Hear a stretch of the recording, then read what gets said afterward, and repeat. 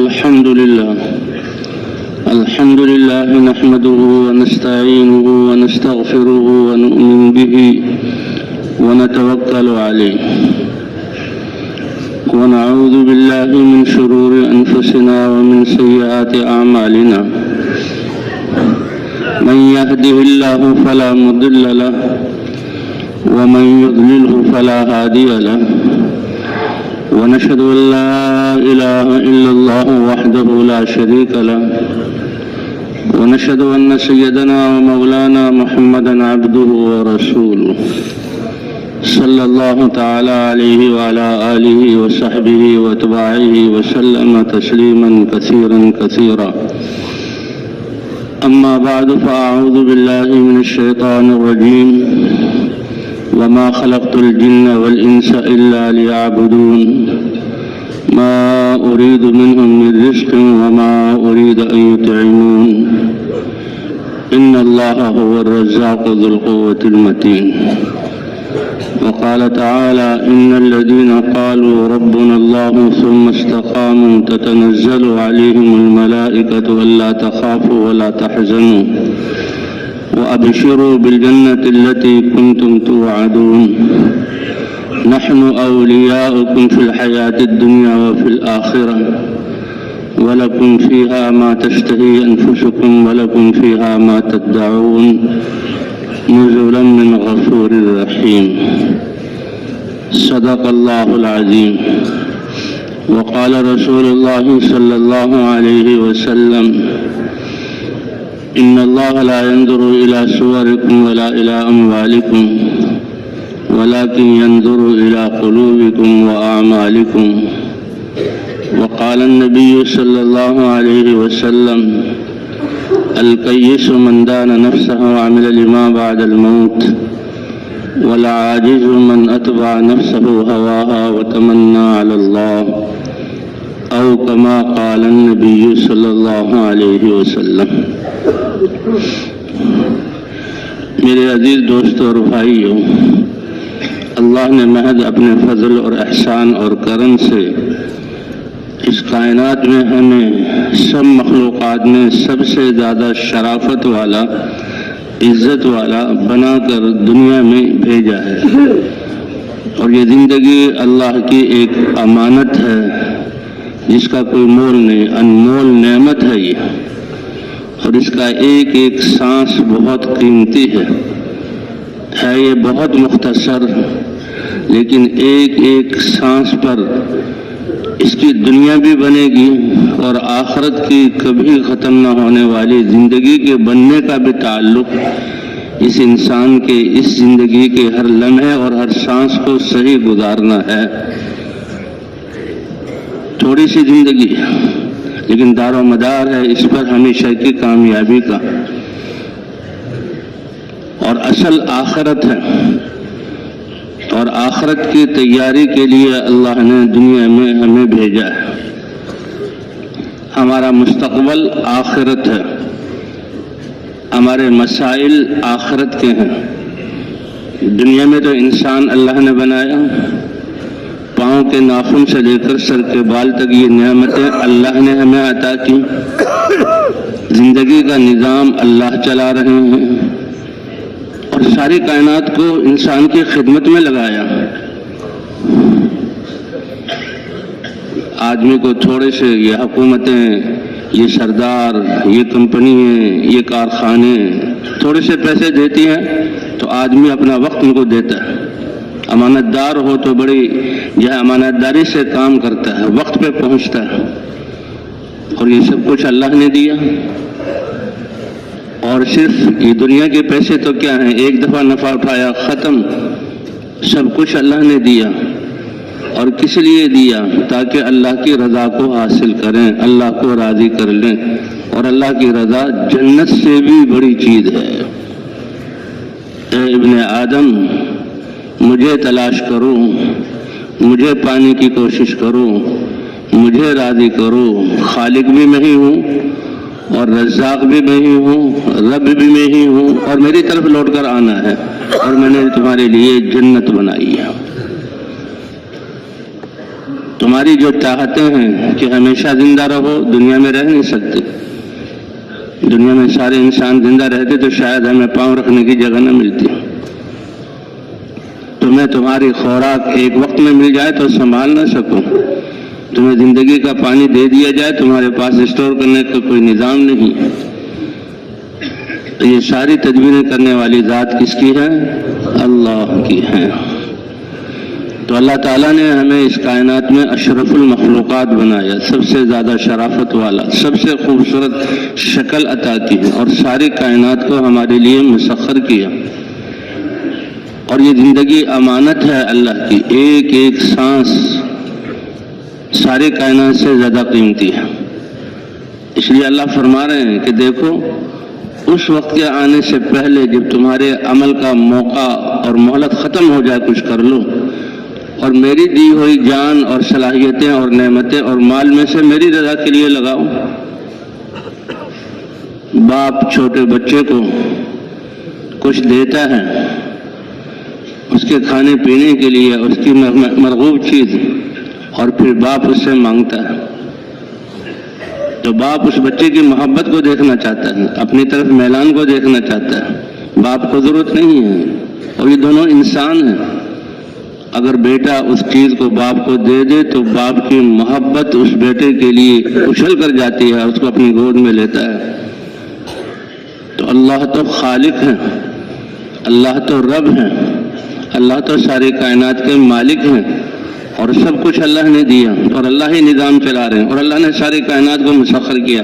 اور اللہ فرما رہے ہیں اے میرے بندو، جو میں نے دیا ہے میری رضا حاصل کرنے کے لیے خرچ کر لو، اس وقت سے پہلے کہ جب یہ مہلت ختم ہو جائے. من قبل ان یأتی احدکم الموت. یہ اللہ کا فضل ہے کہ عمل کرنے کا وقت تھوڑا سا دیا، اور کامیابی ہمیشہ آخرت کی بھی رکھی، اور دنیا کے حالات کے بننے کا تعلق بھی اللہ نے انسان کے اعمال سے. اعمال کیا ہیں؟ دل کا یقین ٹھیک ہو جائے اور جسم کا استعمال ٹھیک ہو جائے. کامیابی انسان کی اندر کی مایا ہے، کامیابی کا راز انسان کے اپنے اندر ہے. باہر کی چیزوں میں اللہ نے کامیابی رکھی ہی نہیں. باہر کی چیزیں تو مخلوق ہیں، بے جان ہیں، اندھی ہیں. کسی گھر میں ایک اندھا ہو تو بڑا مسپورے گھر والے اس کے لیے خدمت کے لیے، اس کی پرورش کے لیے، اس کی نگہداشت کے لیے پریشان ہوتے ہیں. دو اندھے جمع ہو جائیں تو دو مسئلے ہو گئے. تین اندھے جمع ہو جائیں، 10 اندھے جمع ہو جائیں تو مخلوق تو اندھی ہے. اب جتنے اسباب اور وسائل کو جمع کرو گے اپنے مسائل زیادہ کرو گے. اور آج کا زمانہ گواہ ہے، اور اللہ زمانے ہی کو گواہ بناتے ہیں کہ آج جو انسان نے اپنے لیے وسائل بنائے ہیں اور کیسے زبردست وسائل بنائے ہیں، تو خود سوچیں مسائل بڑھ گئے یا کم ہو گئے؟ مسائل بڑھ گئے، کیونکہ مسائل کا تعلق ان وسائل سے نہیں ہے. مسائل کا تعلق انسان کے اپنے اندر دل کے یقین کے ٹھیک ہونے اور جسم کے اعمال کے ٹھیک ہونے سے. دنیا کے مسائل کا حل بھی اور آخرت کے مسائل کا حل بھی، اور یہ اللہ کا نظام ہے اور حضرات انبیاء کرام کی تعلیم ہے. اصل علم والے اور رہبر اور رہنما یہ انبیاء ہیں انسانوں کے. اللہ نے ہر قوم میں سے ایک کو چنا اپنی رسالت اور نبوت کے لیے، اس پر علم اتارا. ایک علم وہ ہے جو انسان اپنے تجربوں سے لکڑی کو جہاں کاٹ کر، چیر کر، پھاڑ کر اچھے فرنیچر، کروڑوں اور لاکھوں اور کروڑوں کا فرنیچر، تو یہ تو مخلوق ہے. اور لوہا اس کو پگھال کر کیا چیزیں بنا لی، یہ بے جان ہے. اور بے جان اور اندھوں کے جمع ہونے سے مسائل کم نہیں ہوتے بلکہ مسائل زیادہ ہو جاتے ہیں. اور انسان کے کامیابی کا تعلق دل کے یقین کے صحیح ہونے سے اور جسم کے استعمال کے صحیح ہونے سے. اس لیے حدیث پاک میں اللہ کے رسول صلی اللہ علیہ وسلم نے وعدہ کر دیا کہ دیکھو معاملہ اللہ کے ہاتھ میں ہے، اور اللہ کا راضی ہونا یہ اصل مسئلہ ہے. اللہ بھی فرماتے ہیں تفرغ لعبادتی، میں نے اپنی عبادت کے لیے پیدا کیا، اپنے آپ کو فارغ کرو. یہ وقت نہیں ہے. کیوں وقت نہیں ہے؟ سب کچھ دیا ہوا کس کا ہے؟ ہاں، تم اپنے آپ کو عبادت کے لیے فارغ کرو. املا صدرک غنن، میں تمہارے دل کو غنا سے بھر دوں گا. تمہارے دل میں میری ذات پر ایمان ہوگا، میری معرفت کا نور ہوگا، اور تمہارے دل میں یہ اطمینان ہوگا کہ اللہ میرے ساتھ ہے، مجھے دیکھ رہا ہے اور میری سن رہا ہے، اور اللہ کے خزانے بھرے ہوئے ہیں، اور وہ ہر چیز پر قدرت والا ہے، اور وہ ارحم الراحمین ہے، ارحم الراحمین ہے. تو اللہ کے ہاں جو رحمت کے خزانے ہیں 100 حصے اللہ نے کیے، اور ایک حصہ دنیا میں اتارا جس سے ساری دنیا کا نظام چل رہا ہے. حتیٰ کہ جانوروں کے دلوں میں بھی محبت اپنی اولاد کے لیے، بھیڑیے کی، شیر کی، شیرنی کی، چیتے کی، اپنی اولاد سے محبت، یہ اس سمے حصے کا حصہ، اور سارے انسانوں کی جو محبت ہے. اور 99 رحمت کے جو حصے ہیں اللہ قیامت میں ظاہر کریں گے، اور کن کے لیے؟ جو دنیا میں اللہ کی مان کر جائیں گے. کتنی بڑی بات ہے، کتنی بڑی بات ہے. اللہ ارحم الراحمین. تو اللہ نے کائنات میں سب سے افضل انسان بنایا، سب سے خوبصورت شکل عطا کی، سب سے زیادہ صلاحیتیں عطا کی، اور اللہ نے دنیا میں تھوڑے سے وقت کے لیے بھیجا. تو انسان جو چاہتا ہے ہمیشہ زندہ رہوں، ہمیشہ خوش رہوں، ہمیشہ عزت والا رہوں، ہمیشہ جو ہے صحت مند رہوں، ہمیشہ جوان رہوں، دنیا میں یہ ممکن نہیں. دنیا حالات کی جگہ ہے. اسی لیے یہ آخرت جو ہے جنت کا، اس میں اعلان کیا جائے گا ان تحیوا فلا تموتوا بعدہ ابدا. جو دنیا میں زندگی چاہتے تھے، اب تم ایمان اور اعمال اور اصل سرمایہ لے کر آئے ہو اور اللہ کو راضی کیا ہے. اب ہمیشہ عافیت والی، خوشی والی، عزت والی، اطمینان اور نعمتوں والی زندگی زندہ رہو، اور کبھی تمہیں موت نہیں آئے گی. وَلَكُمْ أَن تَشَبُّوا فَلَا تَحْرَمُوا بَعْدَهُ أَبَدًا. اور جوانی بھرپور کہ اس میں کوئی کمی نہیں. زیادتی تو ہوگی نعمت میں، کمی نہیں ہوگی. کبھی تم بوڑھے نہیں ہوگے. ہمیشہ صحت مند رہو، کبھی بیمار نہیں ہوگے. ہمیشہ خوش و خرم رہو، اور کبھی تم جو ہے رنجیدہ اور تمہیں غم نہیں ہوگا. ہمارا مستقبل آخرت ہے، اور ہمارا سرمایہ جس سے آخرت بنے اور دنیا بھی بنے، کیونکہ جس کی آخرت بن گئی اللہ اس کی دنیا بھی بنائیں گے. ہمارا اصل سرمایہ اللہ نے ہمارے اندر رکھا ہے. کامیابی یہ اندر کے مایہ کا نام ہے کہ اللہ کی ذات پر ایمان و یقین، یہ اتنے بڑے اطمینان کی چیز ہے کہ ایمان والا کہیں بھی پریشان نہیں ہوگا. اللہ اس کو پریشان نہیں ہونے دیں گے. انا عند ظن عبدی بھی، میرے بندے جیسا میرے ساتھ یقین کرو گے میں ایسے ہی تمہارے ساتھ معاملہ کروں گا. پھر یہ جو سرمایہ ہے ایمان اور اعمال. اعمال کیا ہے؟ آنکھ کو ایسے استعمال کرنا جیسے اللہ چاہتے ہیں، جو اللہ کو پسند ہو. اور اللہ کی پسند تو جنت سے بھی بڑی چیز ہے. تو وہ دیکھنا جو اللہ کو پسند ہو، اس میں کتنے انوارات ہوں گے، کتنی خوشی چھپی ہوئی ہوں گی، کتنی راحتیں اور عزت ہوں گی اس دیکھنے میں جو اللہ کو پسند ہے. اور کتنی جو ہے بولنا وہ جو اللہ کو پسند. اے انسان تم کتنے خوش قسمت ہو، اے ایمان والے تم کتنے سعادت والے ہو. تمہارا تو لوگوں کو نہیں، مخلوقات کو نہیں تو بھول جانے والے ہیں، یہ تو فنا ہو جانے والے ہیں. ان کے پیچھے تو اپنی غرضیں ہیں، اور اگر تم سے محبت کا اظہار کرتے ہیں تو اپنی اس غرض کی وجہ سے. ہاں، غرض نہ ہو تو پھر اپنی اولاد بھی انسان کو آپ نے ہمیں کیا دیا ہے. اور اللہ کی ذات تو ارحم الراحمین. تو وہ دیکھنا جو اللہ کو پسند، وہ بولنا جو اللہ کو پسند، وہ سننا جو اللہ کو پسند، اور وہ دماغ کی سوچ جو اللہ کو پسند، اور ہاتھ کا یعنی استعمال جو اللہ کو پسند، پاؤں سے چلنا. اور اللہ بڑے قدردان ہیں، اللہ انسان کے عمل کے بڑے قدردان ہیں. کہ قصہ ہے حدیثوں میں کہ پچھلی امتوں میں ایک شخص ایمان کی بنیاد پر کہ فلاں بستی میں میرا مسلمان بھائی رہتا، اللہ کو ماننے والا ہے، اور مسلمان کے مسلمان سے ملنے سے خوشی ہوتی ہے، اس لیے کہتے ہیں ملاقات کرنا اللہ کے لیے، ملنا اللہ کے لیے، بیٹھنا اللہ کے لیے۔ جس عمل میں اللہ کی نسبت آ جائے تو زمین اور آسمان کے خزانے ایک طرف اور مسلمان کے ایک بول اور ایک قدم اور ایک ہاتھ سے لینا دینا یہ ایک طرف، اتنا زیادہ۔ اسی لیے کیوں؟ اس لیے اللہ فرماتے ہیں ایمان والا تو انمول ہے، ایمان والا لا الہ الا اللہ کہنے والا انمول ہے۔ اس کا اگر کوئی خریدار بن سکتا ہے تو وہ اللہ ہی بن سکتا ہے، اور اس کا بدلہ اگر کوئی بن سکتا ہے تو جنت اور اللہ کی رضا کے علاوہ کوئی اس سے کم درجے کی کوئی اس کا بدلہ نہیں ہے۔ آج ہم اپنی صلاحیتوں کو، اللہ کی دی ہوئی زندگیوں کو اور اللہ کی دی ہوئی نعمتوں کو نفس کی خواہش اور یہ دنیا پوری کی پوری مل کر مچھر کے پر کے برابر بھی نہیں، تو میرا گھر، میری دکان، میرا کارخانہ، اس کی کیا حیثیت ہے؟ آج اللہ کی اتنی قیمتی دی ہوئی صلاحیتوں کو غفلت کی وجہ سے ہم ان میں لگا کر ضائع کر رہے ہیں۔ اس لیے فرمایا لا تغرنکم الحیات الدنیا، یہ دھوکہ دینے والی دنیا تمہیں دھوکے میں نہ ڈال دے کہ ہوتا ہوا نظر کہیں سے آ رہا ہے اور حقیقت میں کرنے والی ذات اللہ کی ہے۔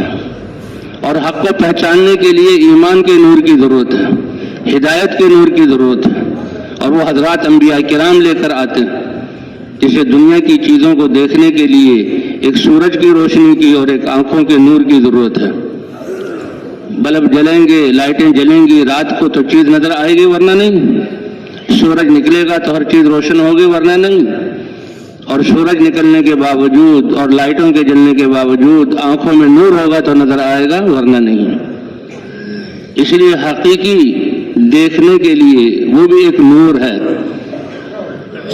ایک نور اللہ کی معرفت کا نور ہے جو انسان کے دل کے اندر ہوتا ہے، اور ایک نور جو اللہ نے اپنے احکام اور ضابطۂ زندگی کی صورت میں قرآن میں اتارا ہے۔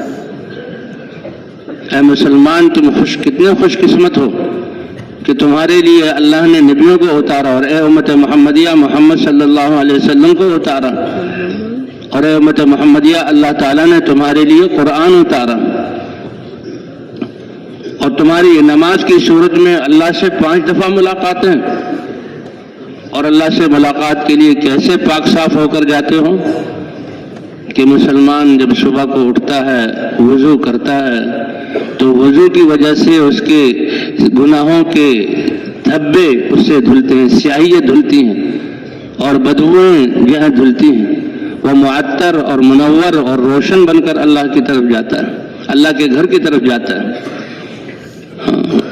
کہ جو وضو کرتا ہے پانی کے قطروں کے ساتھ گناہوں کی سیاہیاں، نحوستیں، پلیدیاں وہ گر جاتی ہیں، آخری قطرہ اس کے آخری، ہر وضو کے آخری گناہ کو لے کر، اور وہ روشن اور منور ہو جاتا ہے۔ اے اللہ کے رسول، آپ اپنی امت کو قیامت میں کیسے پہچانیں گے؟ وہ تو 1,24,000 یا 2 لاکھ انبیاء اور رسول ہوں گے، اور ان کے ساتھ ان کی امتیں ہوں گی، تو آپ اپنی امت کو کیسے پہچانیں گے؟ اللہ کے رسول صلی اللہ علیہ وسلم نے کیسی زبردست مثال دی جو ہر ایک انسان آسانی سے سمجھ سکتا ہے کہ ایک میدان بھرا ہوا ہے مشکی اور جو ہے مشکی گھوڑوں سے، کالے رنگ کے گھوڑوں سے، لیکن اس میں کچھ گھوڑے ایسے ہیں کہ ان کا پورا منہ اور چاروں پاؤں سفید ہیں گھٹنے تک۔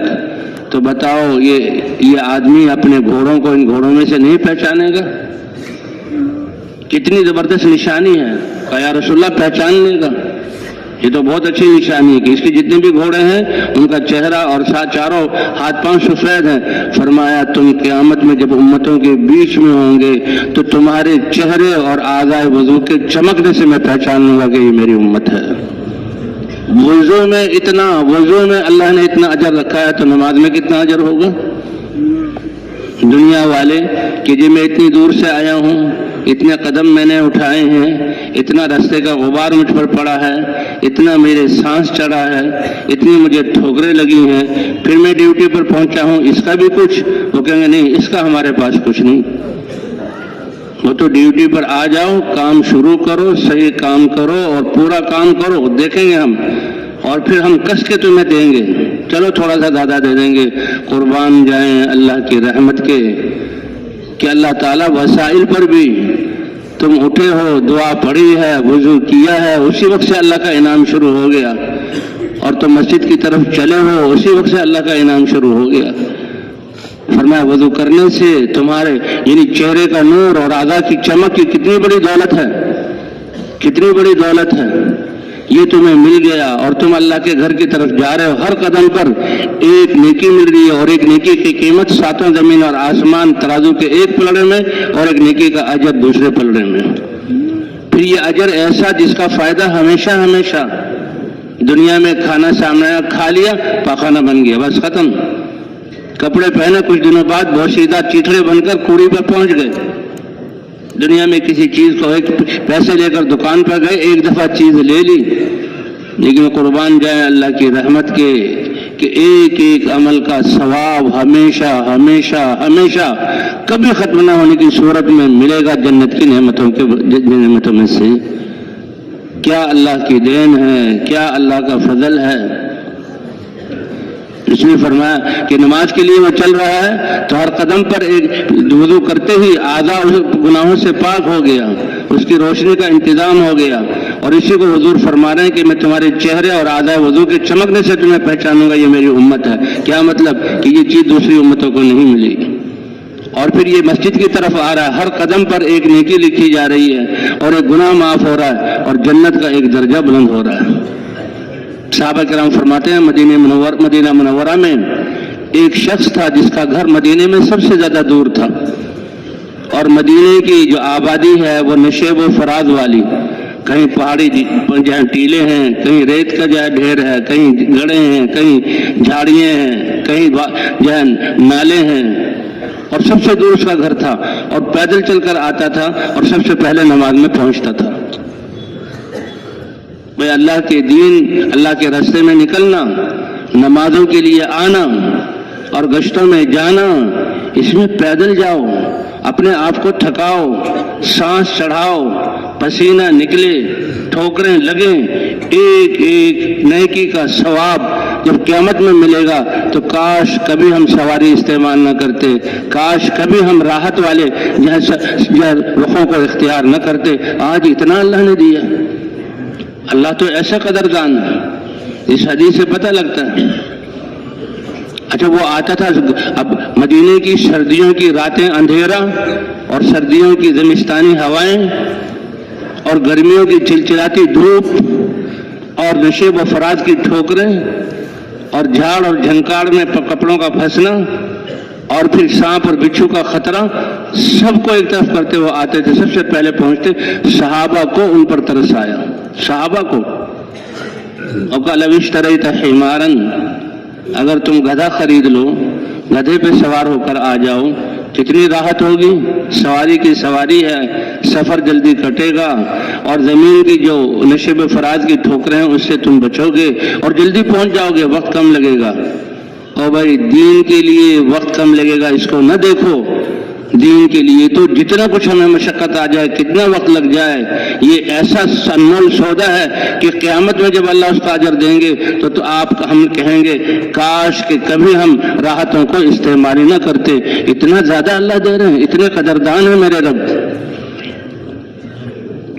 تو صحابہ کو مشورہ دے رہے ہیں، لو اشتریت حمارا، اگر گدھا خرید لیتے، انہوں نے کہا واہ، کیا میں ناسمجھی کی وجہ سے کر رہا ہوں؟ میں سادہ ہوں، میرا تعلق اللہ سے، مجھے اللہ کی معرفت اور میرے سامنے اللہ کی رضا، اور مجھے پتہ ہے کہ اللہ تو ہر ٹھوکر پر، اور اللہ تو ہر قدم پر، اللہ تو پسینے کے ہر قطرے پر، اور اللہ تو ہر سانس کے چڑھنے پر، اور ہر بھوک کی لہر پر، اور ہر پیاس کی لہر پر، اور ہر پڑنے والے جسم پر غبار کے ذرے پر اللہ آخرت میں اجر دیں گے۔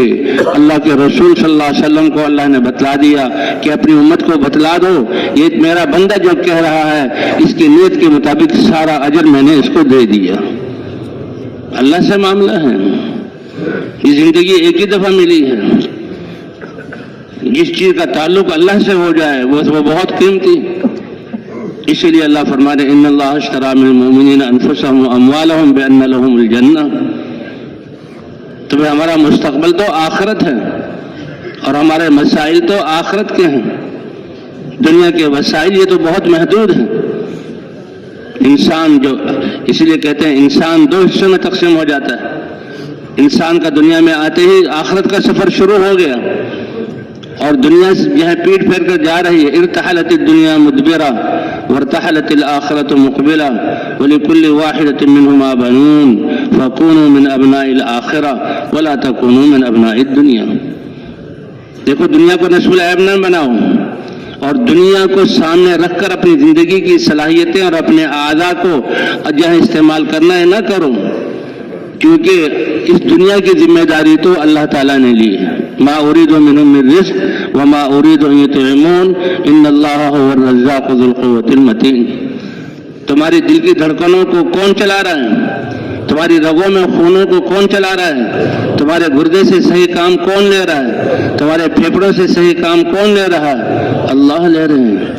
اتنے نظام ہیں یہ آج کل ڈاکٹری کہ انسانوں کے جسم کے چیر پھاڑ کر کے کیا کیا اللہ نے خزانے رکھے ہیں، اور وہ بھی اس بات کے قائل ہیں کہ جہاں تک اب ہم ان مشینری اور آپریشن کر کے انسان کے اعضاء تک پہنچے یہ بھی بہت کم ہے.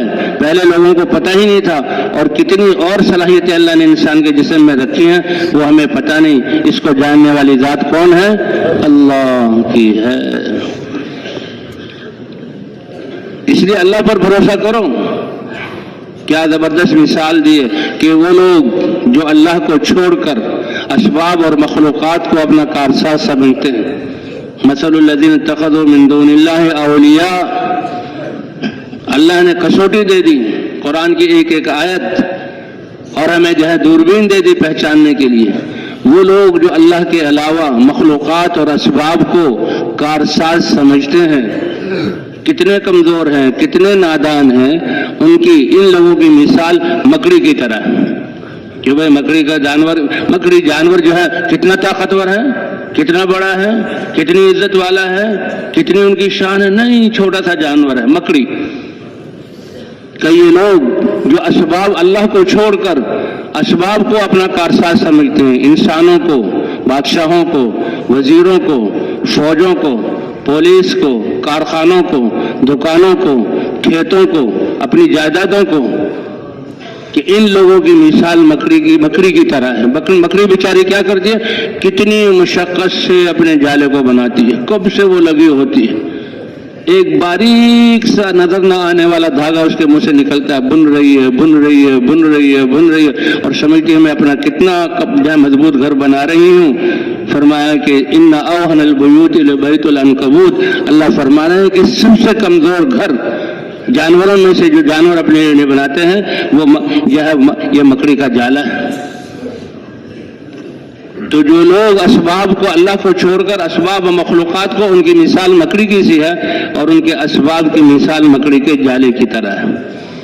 ان کے اسباب کی مثال کس کی طرح ہے؟ مکڑی کے جالے. کیسی زبردست اللہ نے مثال دی ہے. اور حضرات انبیاء کرام کس غفلت سے نکالتے ہیں، کیا علم لے کر آتے ہیں، کیا تعلیم دیتے ہیں، اور کتنی بڑی نعمت جہاں لے کر آتے ہیں. اے میری قوم وعبد اللہ، اکیلے اللہ کی عبادت کرو. سارے کائنات کو بنانے والا اور تمہیں پیدا کرنے والا اور تمہیں یہ عزتیں شرافتیں دینے والا، ساری کائنات کو تمہاری خدمت میں لگانے والے، تمہارے جسم کے اندر کے نظام کو چلانے والے اور رزق کا انتظام کرنے والے، یہ اکیلے تنہا اللہ ہیں. یہ توحید، کوئی اس کا شریک نہیں. لا الہ الا اللہ.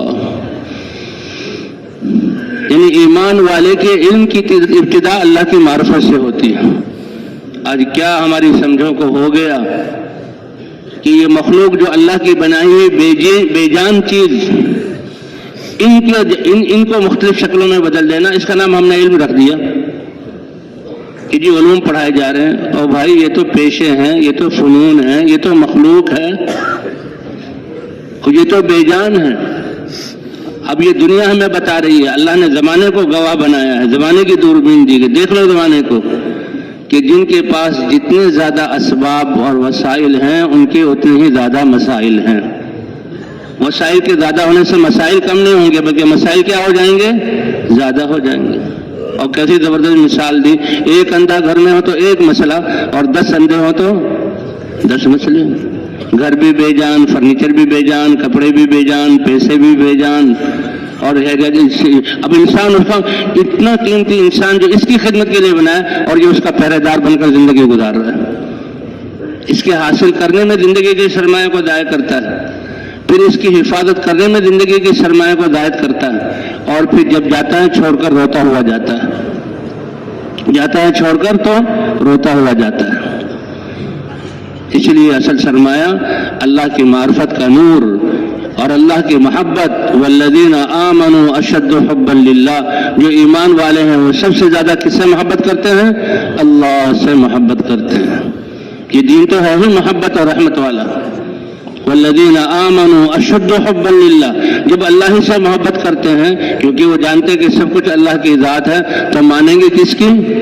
اللہ ہی کی مانیں گے۔ یہی حضرات انبیاء کرام کی تعلیم ہے۔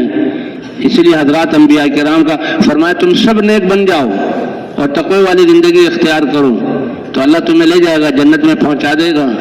اللہ اپنی قدرت، اپنی رحمت، اپنی مغفرت کہ تم سے غلطیاں اور خطائیں ہوں اور تم اللہ سے معافی مانگو اور اللہ تمہارے گناہوں کو معاف کر دے۔ استغفروا ربکم، نوح علیہ السلام کیا کہہ رہے ہیں؟ اے میری قوم، 950 سال مجھے ستایا اور میں 950 سال اللہ کا نبی، میں تم میں پھرا اور اللہ کی معرفت سب سے بڑا علم لے کر آیا اور تم نے مجھے کیسے کیسے ستایا۔ اے رب العالمین، میں نے ان کو ایک ایک کو بھی انفرادی حالت میں تیری طرف دعوت دی اور مجمع میں بھی دعوت دی، اور جب میں دعوت کے لیے ان میں آتا ہوں اور تیری معرفت، تیرا علم ان کو دینا چاہتا ہوں تو یہ اتنے نادان ہیں کہ بھاگتے ہیں۔ فلم یزدہم دعائی الا فرارا، میں تیری پہچان، تیرے احکام، تیرے دین اور تیرا علم ان کو دینے کے لیے آتا ہوں اور یہ بھاگتے ہیں۔ اور میں اس لیے ان کو بلاتا ہوں تاکہ یہ کفر سے، شرک سے، نافرمانی کی زندگی سے توبہ کر لیں اور آپ ان کے گناہوں کو معاف فرما دیں۔ آپ کی ناراضگی جو جہنم سے بھی زیادہ سخت ہے اس سے ناراضگی سے بچ جائیں اور جہنم کے عذاب سے، دنیا کی مصیبتوں سے بچ جائیں۔ لتغفر لہم، لیکن ان کی طرف سے معاملہ کیا ہے کہ اتنی قیمتی دعوت اور بات اور علم کو حاصل کرنے کے بجائے کانوں میں انگلیاں دے لیتے ہیں۔ یہ آج اللہ والے علم کو چھوڑ کر دوسرے علم میں لگنا یہ کیا ہے؟ اللہ والے علم کو چھوڑ کر اللہ کی معرفت، اللہ کی قدرت، اللہ کی صفات، اللہ کی رحمت اور پھر اللہ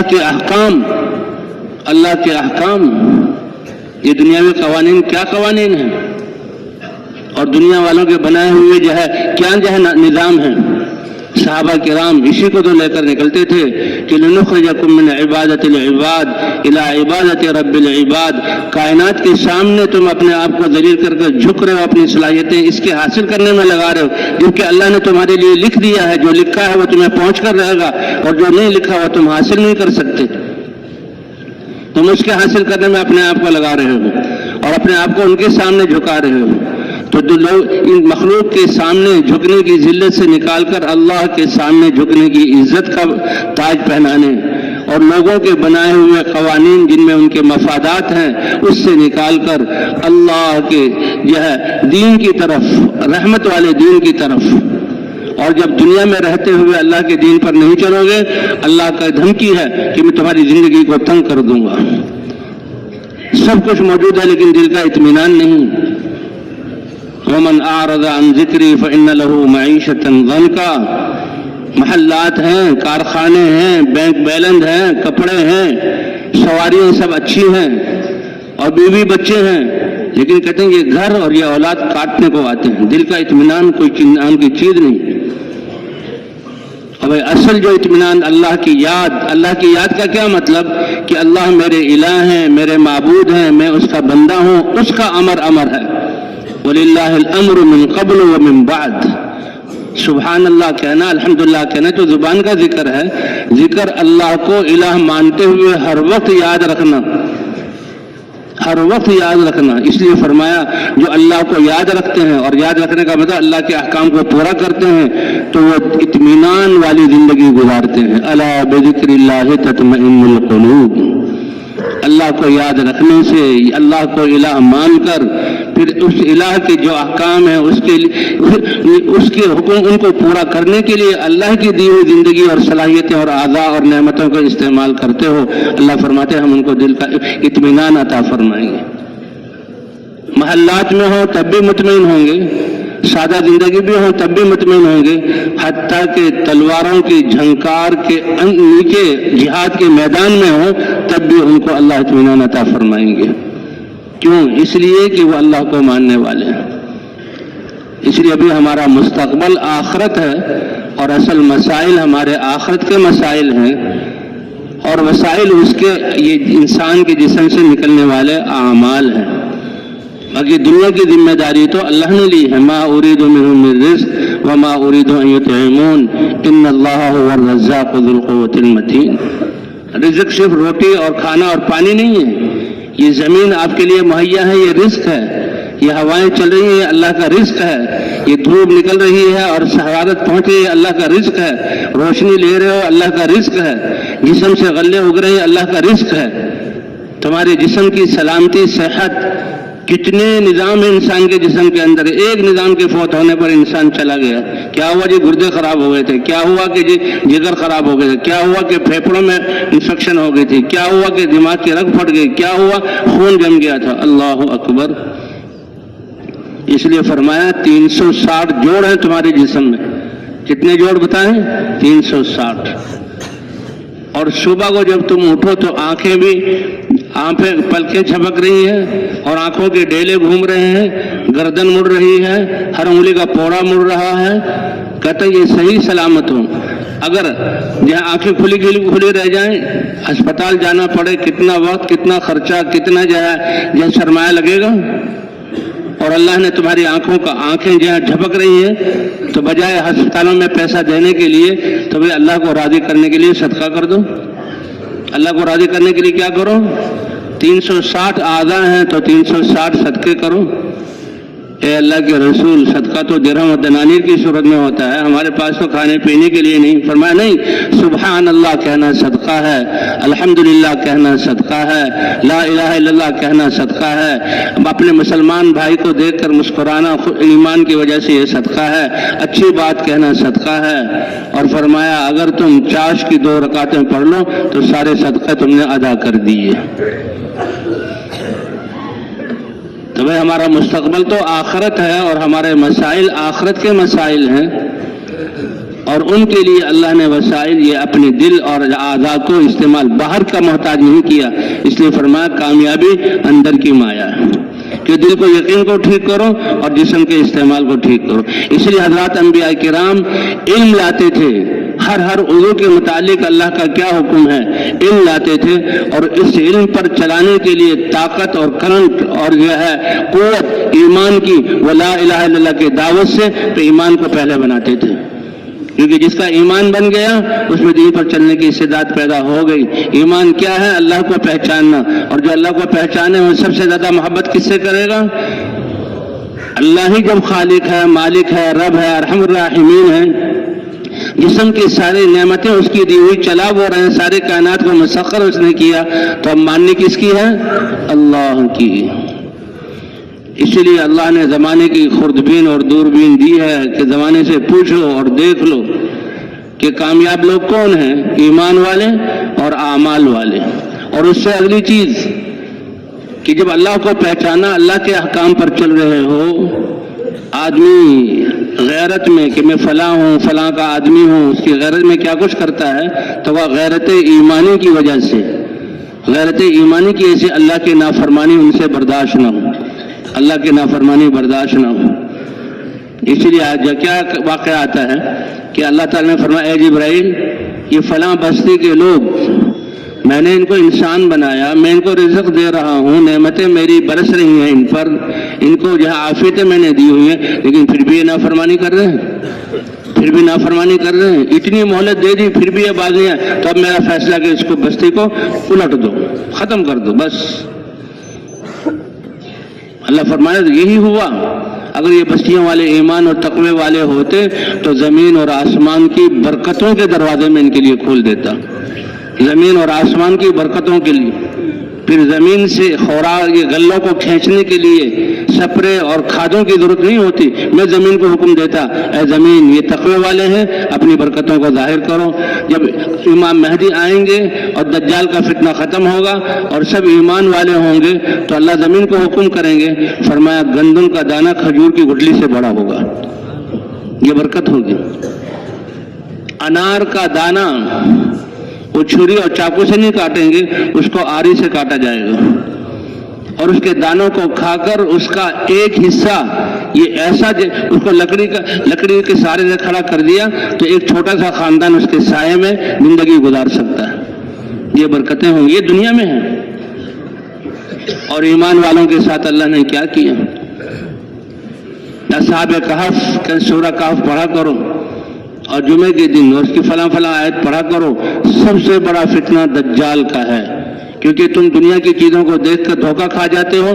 تم تو کیا سورج سے روشنی ہے, گرمی سورج سے ہے, غلے زمین سے اگ رہے ہیں اور ہواؤں سے آکسیجن مل رہا ہے, کھانے سے بھوک. تو وہ تو اتنا بڑا فتنہ ہے کہ وہ دکھائے گا کہ دیکھو میں کیا کچھ کرنے والا ہوں. اس لیے دجال کے فتنے سے حفاظت, سب سے بڑا فتنہ دجال کا ہے. اللہ فرماتا دنیا سے بھی, دنیا تمہیں دھوکے میں نہ ڈال دے کہ کرنے والی ذات اللہ کی ہے اور جو ہے نظر آ رہا ہے ان چیزوں سے تو کہو کہ ان چیزوں سے ہو رہا ہے. اس لیے ہمیں تو لا الہ الا اللہ, سب کرنے والی ذات کس کی ہے, کیونکہ ان چیزوں کو پیدا بھی اللہ نے کیا, ان میں صفات نفع نقصان کی بھی اللہ نے رکھی اور صفات پیدا کر کے اللہ نے ان کو آزاد نہیں کیا کہ جیسے جس کو چاہے نفع دے, بلکہ اللہ کے تصرف کے نیچے ہے. ان کے ذریعے سے جس کو اللہ چاہے نفع پہنچائیں, جتنا چاہے نفع پہنچائیں, اور نقصان دینے والی چیزوں کے ذریعے سے جتنا نقصان پہنچائیں. اور پھر اللہ کی قدرت ان کے ساتھ مقید نہیں ہوگی, نفع والی چیزوں کو نقصان والا بنا دے اور نقصان والی چیزوں کو نفع والا بنا دے. ہمارے لیے قرآن پاک میں موسیٰ علیہ السلام کے واقعے کو ذکر کر کے ہمیں سبق دے دیا کہ جس لاٹھی سے 10 سال تک بکریاں چرائی, بکری چرانے کے لیے انسان چرواہا اس کے بعد لاٹھی ہوتی ہے, یہ ہے بھیڑیے اور یہ ہے خونخوار جانوروں سے حفاظت کرنا, بکریوں کو ہانکنا, پتے جھاڑنا, 10 سال. اور اللہ نے اپنی بارگاہ میں بلایا. جو ہی وادی طوا میں آئے تو آواز آئی اخلا علیک فانک بالوادی المقدس طوا, اے موسیٰ تم پاکیزہ وادی میں آئے ہو, اللہ تم سے بات کر رہا ہے, جوتے اتار دو. اس لیے مسجد میں آتے ہیں تو جوتے مسجد سے باہر اتار کر آتے ہیں. کیوں بھائی اتار کر آتے ہیں کہ نہیں آتے؟ کیوں؟ اس لیے کہ مسلمان کے معراج اور مناجات نماز ہے. جو ہی نماز میں شامل داخل ہو اللہ اکبر, اللہ اکبر یعنی اللہ کی بڑائی, یہ اللہ اکبر سے نماز کی ابتدا ہوتی ہے کہ اللہ سب سے بڑے ہیں, اس نیت و استحضار کے ساتھ. اور جب انسان نماز میں داخل ہو جاتا ہے اس کے اور اللہ کے درمیان کے پردے ہٹ جاتے ہیں اور یہ مسلمان نمازی آدمی کہتا ہے الحمدللہ رب العالمین, اللہ کی طرف سے جواب ملتا ہے کائنات دیکھو میرے بندے نے میری حمد بیان کی. الرحمن الرحیم, اے کائنات دیکھو اثنا علیہ عبدی, میرے بندے نے میری ثنا بیان کی. مالک یوم الدین, میرے بندے نے میری بڑے بزرگی کو بیان کیا. تو بھائی نماز کو ایسی بنانا, اس لیے کہتے ہیں آنکھوں کی حفاظت کرو. دسترخوان پہ بہت ساری چیزیں ہیں کھانے کی, حلال ہیں, اپنی ہیں, لیکن تمہاری صحت کے اصول اور ڈاکٹر کیا بتاتے ہیں کہ اس کا مطلب یہ نہیں کہ دسترخوان کو صفا چڑھ کر کے اٹھو تو پیٹ نہیں بھرے گا, ابکائیاں آئیں گی, الٹیاں ہو جائیں گی, تمہاری صحت خراب ہو جائے گی. یہ سارا حلال کھانے سے ہسپتال میں چلے جاؤ گے. اس لیے اللہ فرماتا ہے کلو وشربو ولا تسرفو, کھاؤ اور پیو اور اسراف مت کرو. اور وہ کہاں سے پتہ لگے گا؟ قرآن اور حدیث سے پتہ لگے گا. کہ کھانے اپنے معدے کے 3 حصے کرو, تہائی حصہ کھاؤ, 1 حصہ پانی, 1 حصہ سانس کے لیے چھوڑ دو. ہاں کلو وشربو ولا تسرفو, کیسے جو ہے حدود والا اور پابندیوں والا اللہ نے ہمیں دین مرحمت فرمایا ہے. تو بہرحال دجال یہ بہت بڑا فتنہ ہے اور سورہ کہف میں اس کا ذکر ہے. اور سورہ کہف میں اللہ تعالیٰ نے چند نوجوانوں کا ذکر کیا کہ بادشاہ تھا اور بادشاہ جو ہے لوگوں یہ جو ہے دنیا والے کہ لوگ میری مانیں, لوگوں کو اپنے تابع کیا ہوا تھا اور ایک جادوگر تھا، جادو کے جب انسان اللہ کی ذات پر ایمان نہ ہو تو پھر یہ ہر چیز سے ڈرتا ہے۔ حضرت عبداللہ بن عمر رضی اللہ تعالیٰ عنہ سفر سے واپس آ رہے تھے، ایک بستی میں داخل ہوئے تو وہاں رش لگا ہوا تھا۔ اپنے شاگرد سے کہا دیکھو کیا بات ہے، لوگ کیوں رکے ہوئے ہیں؟ اس نے بتایا کہ جی جنگل سے ایک شیر آیا ہے اور وہ بیچ میں بیٹھا ہوا ہے، تو لوگ تو ڈر رہے ہیں کہ کسی کو پھاڑ نہ لے۔ تو یہ صحابی ہیں، یہ اپنے سواری سے اترے اور لوگوں کے رش کو چیرتے ہوئے شیر کے سامنے کھڑے ہوئے۔ کس کے سامنے کھڑے ہو گئے؟ اور کیا کہا، اگر اللہ نے تمہیں حکم دیا ہے کسی کو چیر پھاڑ کھانے کا تو وہ کرو، تو اللہ کا حکم ہے تمہیں، اور اگر اپنی مستی میں بیٹھے ہوئے ہو تو یہاں سے دفع ہو جاؤ۔ اور زور سے چپت مارا، وہ دم دبا کے بھاگ گیا۔ لوگوں نے اپنی آنکھوں سے دیکھا اور پھر لوگوں کی طرف متوجہ ہو کر کہا اللہ کے رسول صلی اللہ علیہ وسلم نے سچ فرمایا کہ جن چیزوں سے انسان ڈرے گا اللہ ان چیزوں کو مسلط کر دیں گے۔ اس لیے لا الہ الا اللہ، یہ سارے خوفوں کو نکال کر اللہ کے خوف کو دل میں پیدا کرنا۔ اللہ اس کی اتنی دعوت دیں، اس کو اتنا سوچیں، اللہ کی بڑائی کو اتنا سوچیں کہ ساری مخلوقات کا تاثر نکل جائے۔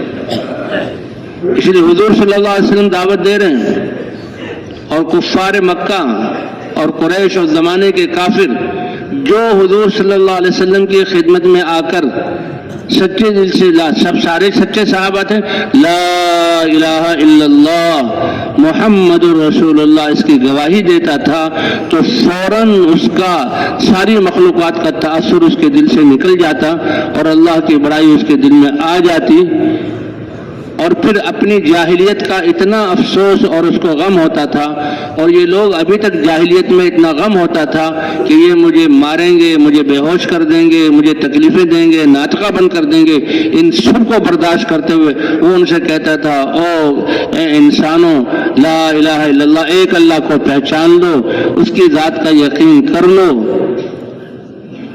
اس لیے جو بھی صحابی بھی حضور صلی اللہ علیہ وسلم پر ایمان لاتا ہے فوراً اس سے برداشت ہی نہیں ہوتا۔ جسے آج ہم اپنی آنکھوں سے کسی کو، کسی بچے کو، بچہ تو انسان کا بچہ، کسی بوڑھے کو، کسی جو ہے پاگل کو، انسان کو کیا جانوروں کو بھی آگ میں گرتا ہوا دیکھے ہم برداشت نہیں کر سکتے، تو اس سے زیادہ وہ جہنم کی آگ کی طرف جا رہے ہیں تو ان کی فکر صحابہ کے دلوں میں آتی تھی، اور اس کی پرواہ کیے بغیر کہ میرے ساتھ کیا کریں گے صحابہ کرام دعوت لے کر ان کے میں اتر جاتے تھے۔ کیوں؟ اللہ کی معرفت کا کلمہ، اللہ کو پہچان لیا، ایسا اللہ کی معرفت کا نور آتا تھا۔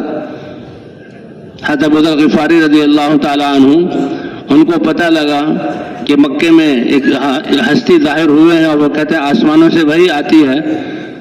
اپنے بھائی کو بھیجا حالات معلوم کرنے کے لیے، بھائی آئے، دیکھا کہ بڑا شور مچا ہوا ہے اور ایمان والوں کو بڑی تکلیفیں دی جا رہی ہیں، ناطقہ بند کیا ہوا ہے، اور ہر مجلس میں حضور صلی اللہ علیہ وسلم کی مخالفت کے تذکرے ہیں، اور ایک ہستی ہے جو اللہ کی طرف بلاتی ہے۔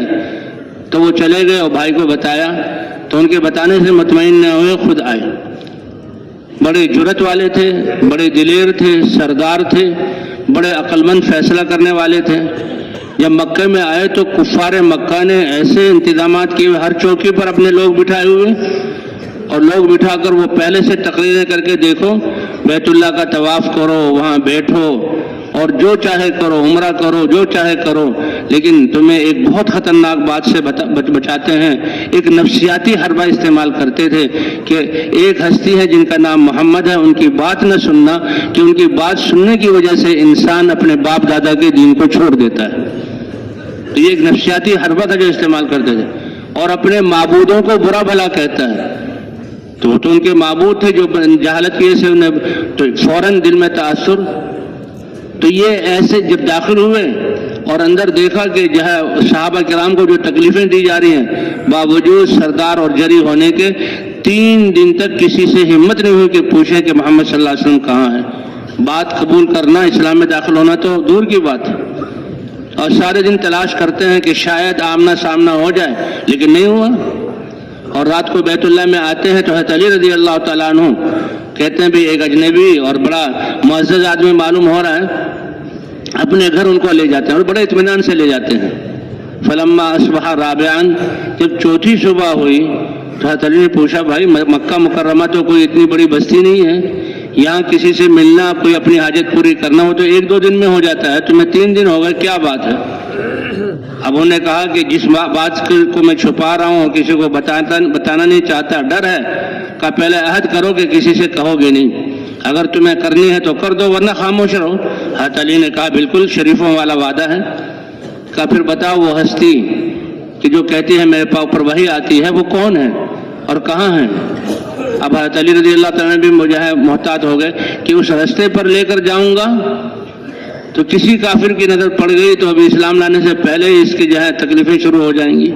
فرمایا میں اور تم ساتھ جائیں گے، اور جب مجھے احساس ہو کہ کوئی نظر ہمیں دیکھ رہی ہے، کہاں جا رہے ہیں؟ یہ تو دار ارقم کی طرف راستہ جا رہا ہے، اور قبل اس کے کہ وہ کچھ کرے، اقدام کرے، میں بیٹھ جاؤں گا جیسے جوتا ٹھیک کر رہا ہوں یا پیشاب کرنے لگا ہوں، تم آگے چلے جانا، کسی گلی میں چلے جانا تاکہ اس کو پتہ نہ ہو کہ تم میرے ساتھ ہو۔ اتنی احتیاط اور اتنا خوف تھا،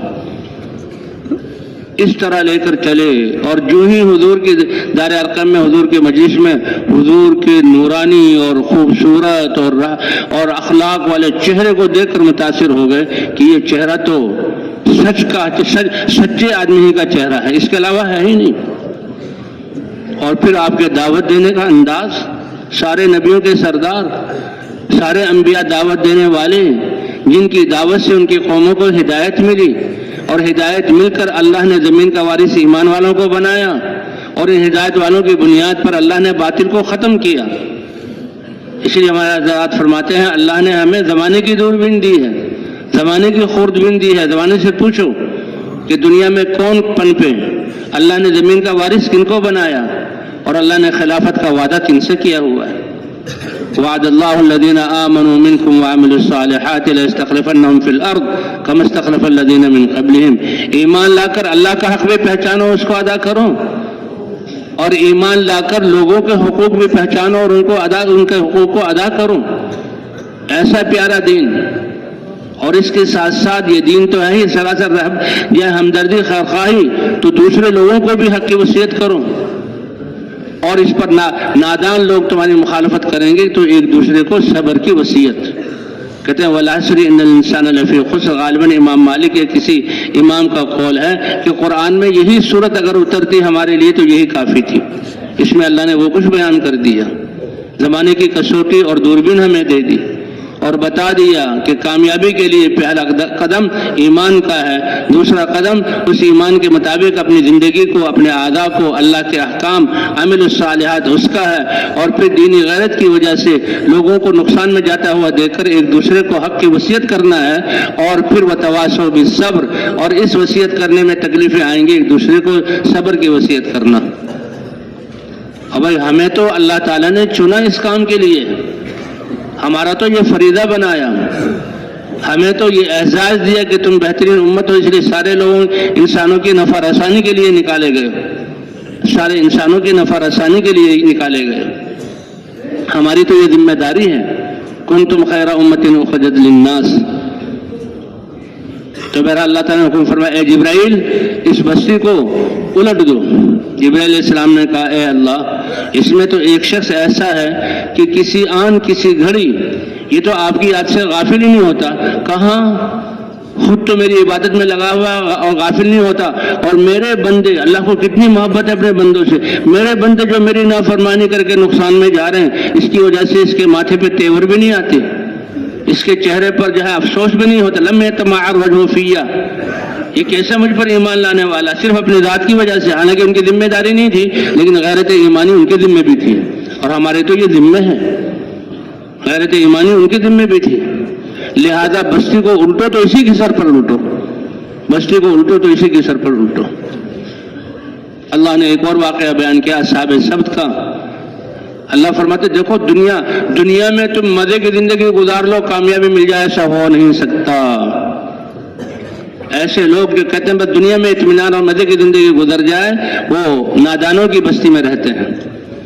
دنیا میں تو ایمان کے ساتھ ابتلا آئے گی، امتحان آئے گا، اگر امتحان نہ کیوں اپنے بچوں کو درسگاہوں میں چھوڑ کر آتے ہو، کیوں ماؤں کی گودوں سے جدا کرتے ہو، کیوں گھر کی راحتوں سے ان کو نکالتے ہو، اور کیوں تم اس مراحل سے گزرے ہو کہ پتہ ہے کہ امتحان کے بعد کامیابی ملتی ہے۔ اور اللہ فرما رہے ہیں کہ یہ دارال ابتلا ہے، دارال امتحان ہے، اور تمہارا ہر لمحہ اور ہر پل تمہارا امتحان میں اللہ ہمیں آزمائیں گے۔ دنیا کی زندگی اطمینان والی ہو ایسا نہیں۔ وَلَنَبْلُوَنَّكُمْ بِشَيْءٍ مِّنَ الْخَوْفِ وَالْجُوعِ وَنَقْصٍ مِّنَ الْأَمْوَالِ وَالْأَنفُسِ وَالثَّمَرَاتِ وَبَشِّرِ الصَّابِرِينَ۔ یہ صبر کرنا کتنی بڑی طاقت ہے کہ نعمتوں کے ملنے پر شکر ادا کرنا، اللہ نعمتیں بڑھا دیں گے، اور ناگواریوں کے آنے پر صبر کرنا، اللہ فرماتے ہیں میری معیت ان کے ساتھ ہے، میں اپنی قدرت کے ساتھ صبر کرنے والوں کے ساتھ ہوں۔ کتنی بڑی بات ہے، کتنی بڑی بات ہے۔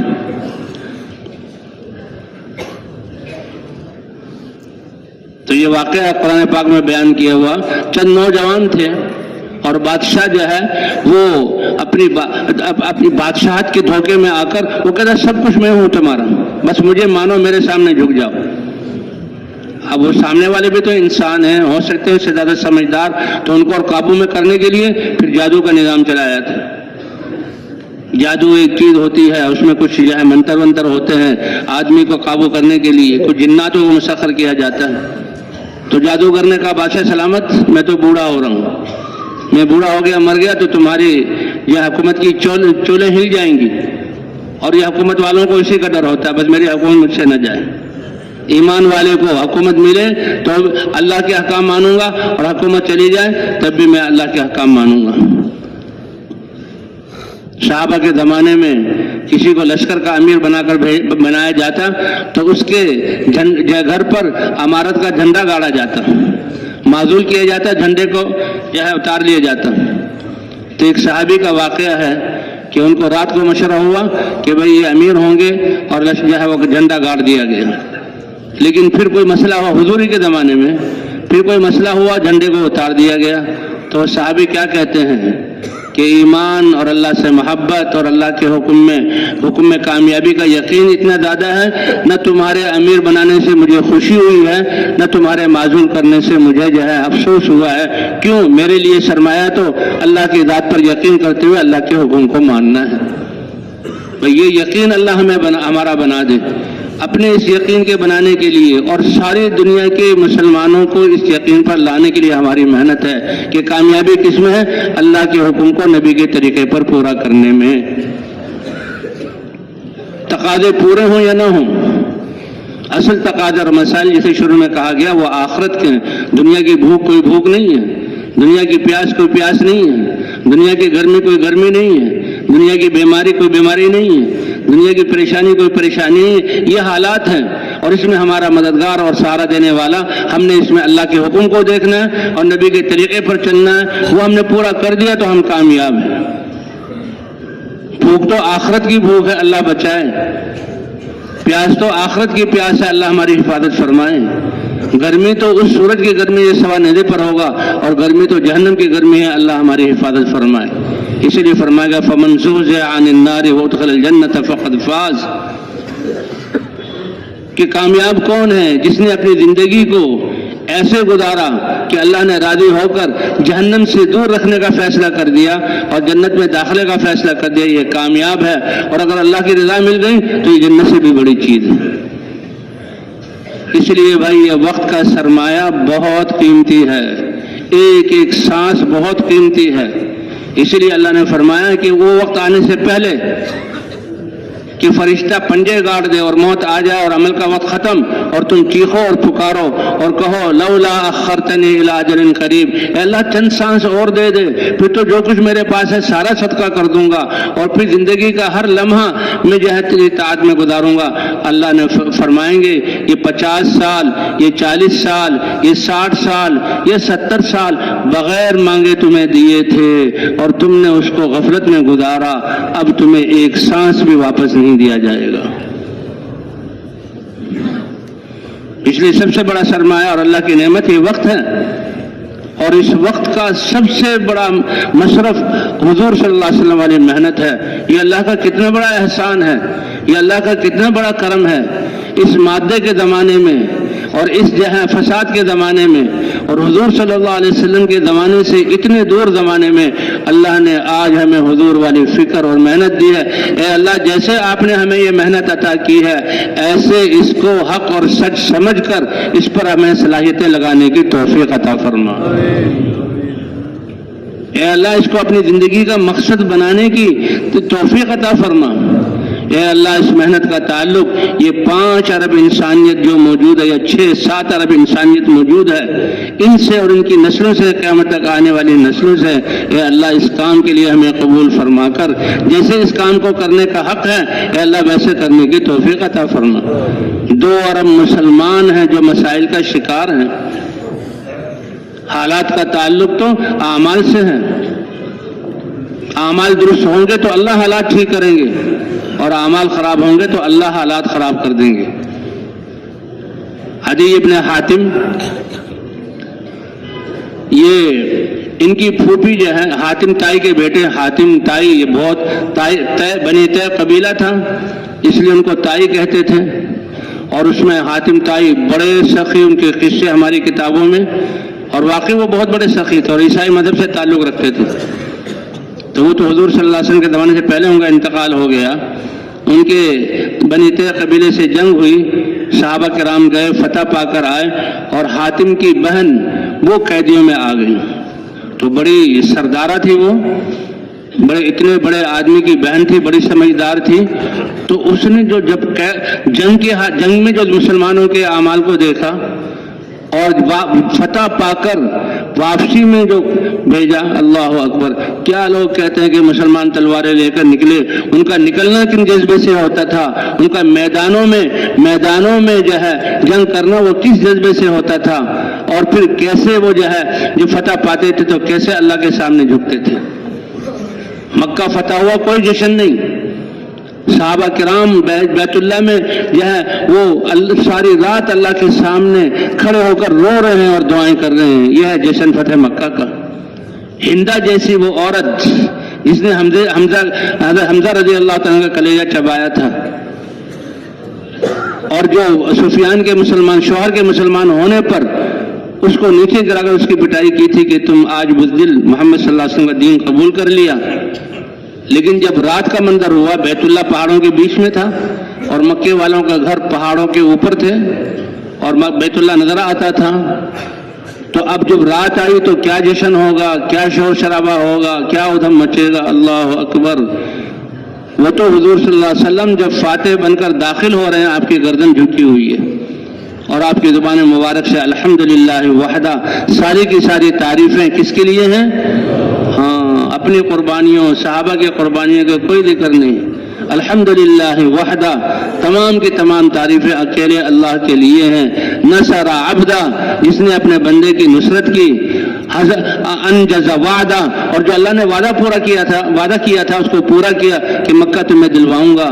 وہزم الاحزاب وحدہ، اور سارے لشکروں کو صرف اللہ نے اکیلے، حضور صلی اللہ علیہ وسلم اس تواضع کے ساتھ داخل ہو رہے ہیں، اور عام معافی کا اعلان کر دیا کا باطل کی کمر جو ٹوٹی ہے، وہ یہ فتح مکہ کے موقع پر آپ کے جو اخلاق تھے اور آپ نے عفو درگزر کا جو معاملہ کیا، بس اس پر تو بات ہی ختم ہو گئی۔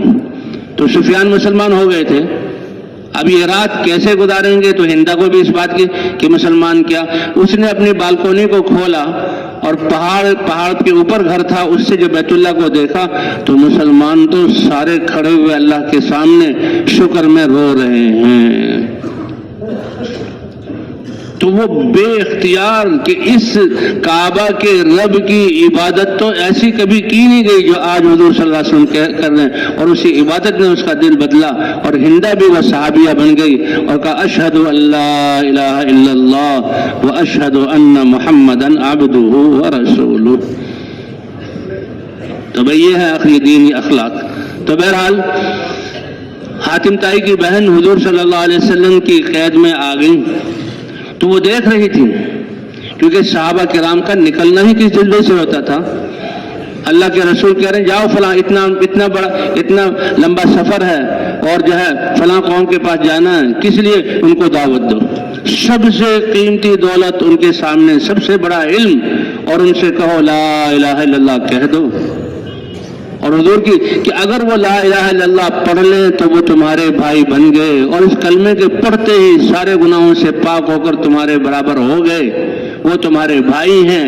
لکم لہم ما لکم، جتنے اسلام نے تمہیں فائدے دیے ہیں سارے فائدے ان کے لیے ہیں۔ وعلیہم ما علیکم، اور گناہوں پر اور نافرمانی پر جو تاوان اور سزائیں تمہارے لیے ہیں وہ ان کے لیے تمہارے برابر ہو گئے، اور ان کو دین سکھاؤ، اور ان کو دین سکھاؤ۔ تو صحابہ کرام تو اتنی خیر خواہی کے جذبے سے نکلتے تھے، حالانکہ زیادہ سفر ان کے پاس نہیں ہے، گھروں میں چولہے نہیں جل رہے، پہننے کے کپڑے نہیں ہیں، تعداد اتنی نہیں ہے کہ جس قبیلے کے پاس جا رہے ہیں اگر جنگ کی صورت ہوئی تو جنگ کر سکیں، ہتھیار بھی نہ ہونے کے برابر ہیں، لیکن کیا درد اور غم تھا ان کے دلوں میں جو حضور صلی اللہ علیہ وسلم سے منتقل ہوا تھا، اور وہ اس حال میں نکلتے تھے۔ اور فرمایا کہ مسلمان ہو جائیں تم ان کو مسلمان بنا کر میرے پاس لے آؤ، یہ مجھے زیادہ محبوب ہے۔ تو صحابہ کرام تو اس لیے اور میدانوں میں اتر کر صاف سمجھا دیتے، لیست ہممنا الدنیا، تمہارا مال پہلے تم جو لڑتے تھے یا ہم بھی لڑتے تھے جہالت میں کہ ہمارے گاؤں میں بھوک اور افلاس ہے، اور دوسرے گاؤں والوں کے مال کو لوٹو تاکہ ہمارے پیٹ بھر جائیں، اور ان کو غلام بناؤ تاکہ ہماری خدمت کریں، یہ جذبہ بالکل نہیں۔ لیست ہممنا الدنیا، ہمارا جذبہ اور مقصود تمہاری دنیا ہے ہی نہیں، انما ہممنا الآخرہ، آج تو ہم آخرت کی بنیاد پر اٹھے ہیں کہ اصل زندگی کا بننا اور اصل مسائل وہ آخرت کے مسائل ہیں کہ ہماری اور تمہاری آخرت کیسے بن جائے۔ لیست ہممنا الدنیا۔ تو یہ سردارہ ایک عورت تھی، حاتم طائی کی بہن، اور یہ دیکھ رہی ہے۔ اب جب مدینہ منورہ میں حیران ہے کیونکہ جاننے والی تھی جنگوں میں کیا ہوتا ہے اور قیدیوں کے ساتھ کیا معاملہ کیا جاتا ہے۔ حضرت علی آئے کہ اے عظیم عورت، تم تو حاتم طائی کی بہن ہو، دیکھو یہ اللہ کا رسول ہے، یہ بادشاہ نہیں ہے، اور ان کے صحابہ یہ دنیا والی فوج نہیں ہے، کیونکہ دیکھ لیا تم نے جنگ میں کیا ہوا اور تمہیں لاتے ہوئے کیا ان کے معاملات تھے۔ بالکل وہ سمجھدار عورت تھی۔ کہا یہ اللہ کے رسول ہیں تو کیا کروں؟ ان سے کہو اے اللہ کے رسول مجھے چھوڑ دیں۔ وہ حاضر ہوئے حضور کی خدمت میں، اے اللہ کے رسول، بھائی میرا حاتم طائی تھا وہ بھی مر گیا۔ اچھا تم حاتم طائی کی بہن، شوہر وہ بھی سر پہ نہیں رہا، اولاد کوئی ہے نہیں، بھتیجا تھا وہ بھی بھاگ گیا آپ کے لشکر کو دیکھ کر، پھر کسریٰ اور قیصر کے پاس چلا گیا، میرے ساتھ ذرا نرمی کا۔ اور اللہ کے رسول نے فرمایا جاؤ تم آزاد ہو، تم واپس جانا چاہو چلی جاؤ۔ حالانکہ اتنی بڑی سردارہ جو قید ہے، نہیں ہم اتنا مال لیں گے اور یہ کریں گے اور وہ کریں گے اور تمہیں ساتھ بالکل کوئی نہیں، بڑی حیران ہو گئی۔ کہا چلی جاؤ۔ حضرت علی نے کہا نہیں یہ اللہ کے رسول ہیں، ان سے سواری بھی لو اور توشہ بھی لو، یہ ہے نبوت والا جذبہ، ان سے توشہ بھی لو اور ان سے جو ہے سواری بھی لو۔ پھر حضور کی خدمت میں آئی، پھر ایسی متاثر ہوئی کہ جب اپنے علاقے میں گئی اور ان کے جو عادی جو ان کا جو بھتیجا تھا، بھائی کا بیٹا ہوا، اے عادی کس دھوکے میں پڑے ہوئے ہو، کہاں چلے گئے، کس ہستی کو چھوڑ کر تم کن بادشاہوں کے پیچھے؟ کم میں بادشاہوں کے پاس گیا، وہاں بھی جناب اعلیٰ ذلت ہی ذلت ہے، ہر ایک کے سامنے ہاتھ جوڑنا جھکنا اور ہر ایک کے سامنے ذلیل کرنا۔ ان کے بادشاہوں میں بھی دیکھ لیا کوئی عزت نہیں ہے کیونکہ سردار تھے۔ کہا تم ذرا جا کے تو دیکھو، اس ہستی کو بھی دیکھو۔ عادی جہاں مدینہ منورہ آئے اور حضور صلی اللہ علیہ وسلم سرداروں کا بہت زیادہ احترام کرتے تھے، کبھی عادی آ رہا ہے عادی آ رہا ہے۔ اب آپ صلی اللہ علیہ وسلم کے پاس اب قالینیں تو ہے نہیں، چٹائی ہوتی تھی یا زمین ہوتی تھی یا تکیہ ہوتا تھا، وہی آپ پیش کرتے تھے۔ تو بہرحال عادی آئے اور حضور صلی اللہ علیہ وسلم کے سامنے بیٹھے تو آپ نے وہی جو دعوت تھی اس کائنات کا سب سے بڑا سودا، اے عادی اسلم تسلم، اسلام لے آؤ، اللہ کو ایک مان لو، اس کا اتارا ہوا دین اور قانون اپنا لو تو تسلم، دنیا آخرت کی سلامتی پا جاؤ گے۔ لیکن وہ بت پرست نہیں تھے، وہ عیسائی تھے، وہ کہنے لگے انی علی دین، میں بھی ایک مذہب پر ہوں، دین پر ہوں، میں بت پرستی پر نہیں ہوں۔ حضور صلی اللہ علیہ وسلم نے فرمایا کہ عیسیٰ علیہ السلام وہ میرے بھائی تو تھے، وہ انبیاء کی طرف سے بھیجے ہوئے رسول، انہی میں سے تو میں ہوں۔ فرمایا انا اعلم بدینک منک، تم تو ایک امتی ہو اور عیسائی دین پر چل رہے ہو، میں اللہ کا رسول ہوں، میں تمہارے دین کو تم سے زیادہ جانتا ہوں۔ تو یہ بہت بڑی بات تھی کیونکہ مکہ میں تو لوگ لکھنا پڑھنا جانتے نہیں تھے اور دین کا تعلق تو آسمانی کتاب سے ہے، اور یہ ہستی کہہ رہے ہیں میں تمہارے دین کو تم سے زیادہ جاننے والا ہوں، اور اتنے اعتماد کے ساتھ اسی سے متاثر ہوئے۔ فرمایا تم عیسائی ہو کہ جی ہاں، اور عیسائی میں سے رکوشیہ کا جو ہے فرقے میں سے ہو کہ جی ہاں، اور تمہاری یہ بدعنوانی ہے کہ تم لوگوں سے نظر نیاز وصول کر کے اپنی تجوریاں بھرتے ہو. کہا یہ ایسی بات تھی کہ کسی ہمارے عوام کو بھی پتہ نہیں تھا. ان کو اگر پتہ ہے تو اللہ نے بتلایا. ان کو اگر پتہ ہے کس نے بتلایا؟ اللہ نے بتلایا. حضرت خولہ ایک صحابیہ ہیں، وہ حضور صلی اللہ علیہ وسلم کے پاس آئیں. ان کے خاوند سے ان کا کوئی معاملہ ہو گیا تھا اور بیچاری پریشان ہو کر آئیں. اور حضور صلی اللہ علیہ وسلم والا حجرہ ہی کتنا بڑا تھا کہ لیٹو تو سر ایک دیوار کو، پاؤں دوسری دیوار کو. حضرت عائشہ رضی اللہ عنہا وہاں بیٹھی ہوئی ہیں. حضرت عائشہ فرماتی ہیں میں ایک طرف تھی، وہ خولہ آئیں، وہ حضور کے پاس بیٹھی اور اتنی چپکے سے بات کی کہ مجھے آواز کی سرسراہٹ تو سنائی دے رہی تھی لیکن الفاظ میری سمجھ میں نہیں آ رہے تھے. لیکن قربان جاؤں میں نے اپنے رب کے کہ اللہ نے آسمانوں پر اس کی آواز کو سنا. قد سمع اللہ قول التي تجادلك في زوجها وتشتكي الى الله والله يسمع تحاوركما. اے نبی بتا دو میری اس بندی کو، اللہ نے تم دونوں اس کی شکایت اللہ نے عرش پر سن لی ہے اور آپ لوگوں پہ جو آپ دونوں کے درمیان بات ہوئی اللہ نے سن لیا ہے اور اس کا یہ مسئلہ ہے. قد سمع اللہ قول التي تجادلك في زوجها وتشتكي الى الله. اللہ کے رسول کے سامنے پیش ہو کر اللہ کے سامنے شکایت پیش کر رہی تھی. اللہ تعالیٰ سننے والے بھی ہیں، جاننے والے بھی. تو حضرت عائشہ فرماتی ہیں قربان جاؤں کہ میں حضور کے پیچھے بیٹھی ہوئی ہوں، دوسری طرف میں اس کی آواز کو نہیں سمجھ سکی اور اللہ نے عرش سے اس کی آواز کو سن لی. تو بہرحال تو جب وہ حضرت نے کہا یہ اللہ کے نبی ہیں، ان سے سواری بھی لو اور توشہ بھی لو. اللہ کے رسول میں ایک بڑی عمر کی عورت ہوں، واپس جا رہی ہوں، میرے پاس کوئی اسباب نہیں. تو اللہ کے رسول کی اخلاق بجائے لینے کے سواری بھی دی اور توشہ بھی دی. اور ایسی متاثر ہوئی جب پہنچی اپنے علاقے میں اور وہ جہاں بھائی آیا کہا او بیٹے میرے بھتیجے کہاں تم بھٹکتے پھر رہے ہو، جاؤ اس ہستی کی طرف اور دیکھو ان کے جو ہے اخلاق کو اور ان کے معاملے کو، وہ بہت بڑی ہستی ہیں. تو عدی آ گئے اور جب عدی آیا تو حضور نے فرمایا اسلم تسلم، اسلام لے آؤ تم سلامتی پا جاؤ گے. اور فرمایا دیکھو تم رقوشیہ قبیلے سے نہیں ہو اور تم جو ہے تم اپنی قوم کی نیازوں کو اپنی تجوریاں بھرنے میں لگاتے ہو حالانکہ وہ تمہارے لیے حلال نہیں. کہتا بس میں تو چاروں شانے چت گر گیا اور بے بس ہو گیا کہ واقعی یہ بڑی ہستی ہے.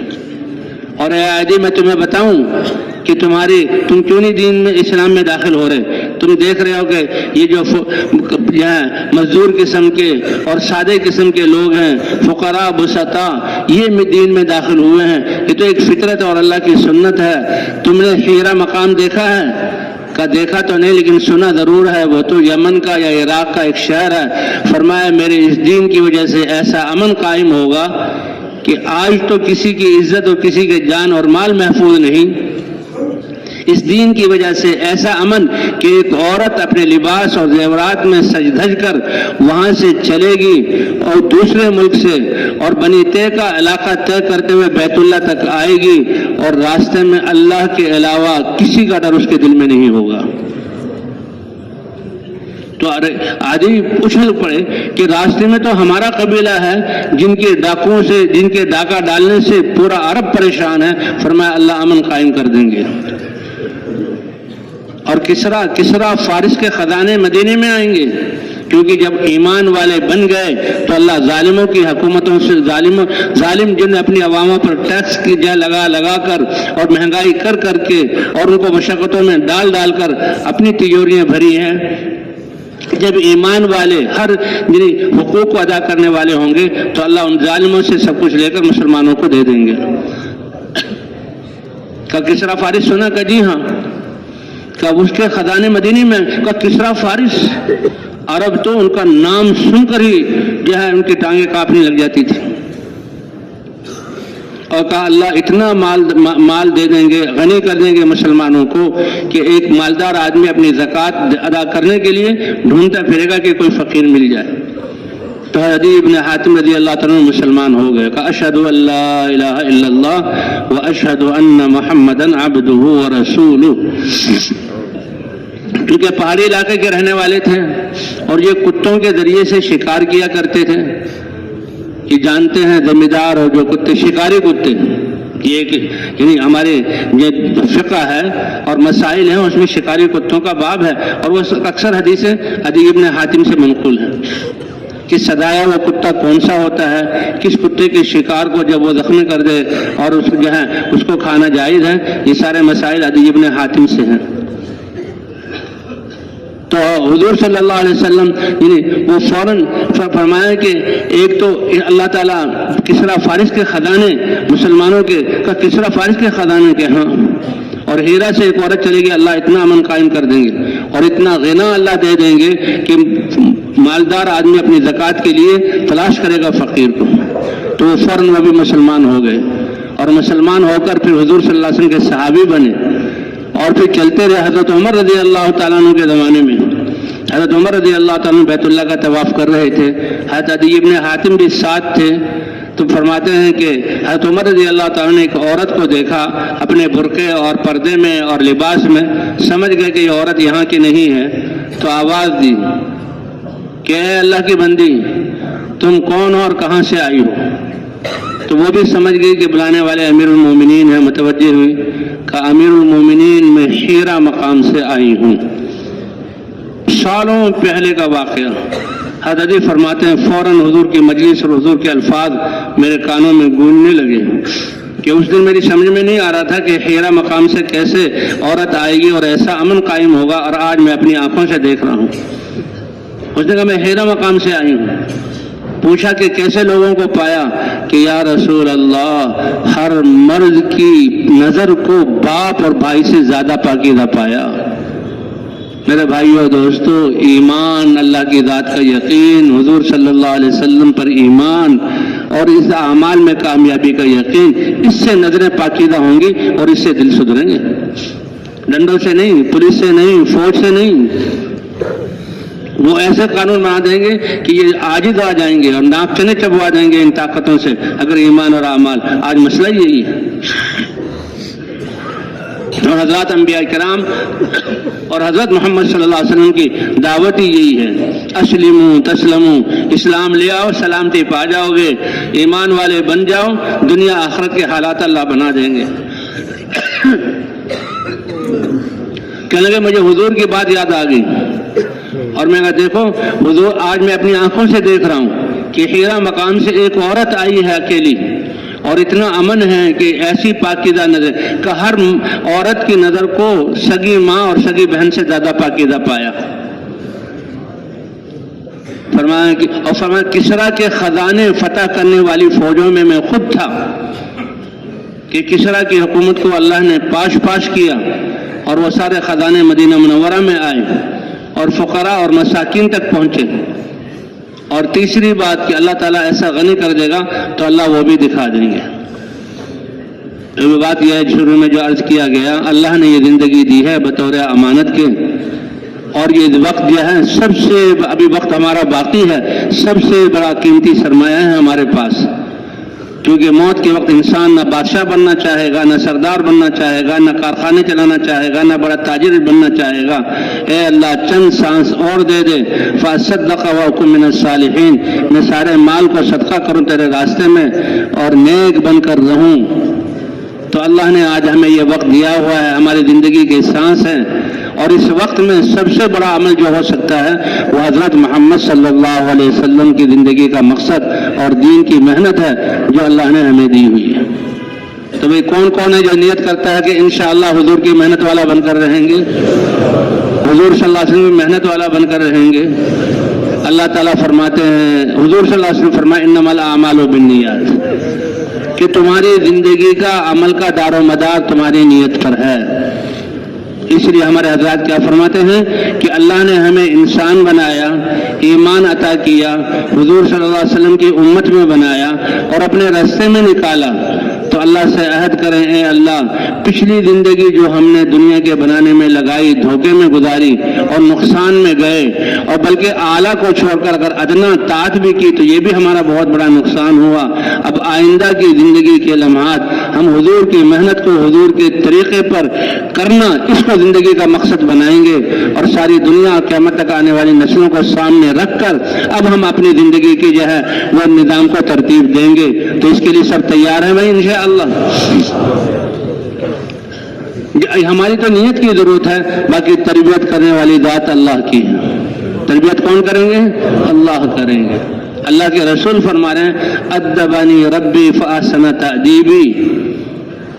چاروں طرف کفر ہی کفر, شرک ہی شرک. بیت اللہ کے باہر 360 بتوں کی عبادت ہو رہی ہے, ننگا طواف کیا جا رہا ہے, بچیوں کو زندہ درگور کیا جا رہا ہے, بچوں کو یہاں گلا گھونٹ کر بھوک کے ڈر سے مارا جا رہا ہے, اور یہاں خون بہایا جا رہا ہے, ڈاکے پڑ رہے ہیں, اور اس میں حضور صلی اللہ علیہ وسلم کو اتنا پاکیزہ اللہ نے بنایا. ادبنی ربی فاحسن تأدیبی وعلمنی ربی فاحسن تعلیمی. میرے رب نے مجھے علم عطا فرمایا اور بہت خوبصورت علم عطا فرمایا.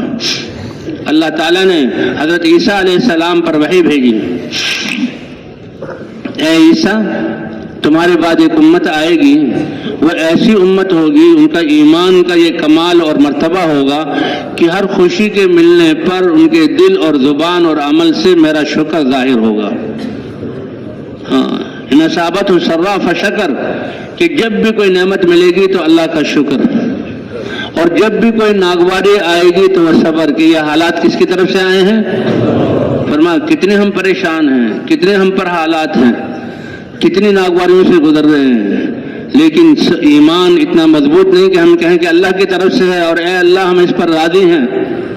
کتنی صبر کی قوت کو ہم نے اپنے ہاتھوں سے ضائع کر دیا, کتنا اپنے نقصان کر دیا. اے عیسیٰ وہ ایسی امت ہوں گے ہر نعمت کے ملنے پر میرا شکر ادا کریں گے اور ہر ناگواری کے آنے پر صبر کریں گے. ولا علم لہم ولا حلم, اور ان کے پاس اپنا علم بھی نہیں ہوگا اور ان کے پاس اپنا حلم بھی نہیں ہوگا. تو عیسیٰ علیہ السلام نبی ہیں, اللہ کی طرف وحی آتی ہے اور وہ ان کا ایمان ہے. اس پر حیران ہو رہے ہیں, اے اللہ یہ کیسے ہوگا؟ فرمایا امت ایسی ہوگی وَأُعْطِيهِم مِّنْ عِلْمِي وَأُعْطِيهِم مِّنْ حِلْمِي, کہ اپنے علم میں سے میں ان کو علم عطا کروں گا اور اپنے حلم میں سے میں ان کو حلم عطا کروں گا. کتنی بڑی بات ہے, کتنی بڑی بات ہے. تو بھائی اس لیے ہمارے مسائل تو آخرت کے مسائل ہیں. دنیا میں تو ہر چیز کا ذمہ اللہ نے لیا ہوا ہے. ہمارے جسم کے نظاموں کا چلنا اور کائنات کے نظام کا ہمارے لیے مسخر ہونا یہ اللہ کا رزق ہے اور اللہ کا وعدہ ہے.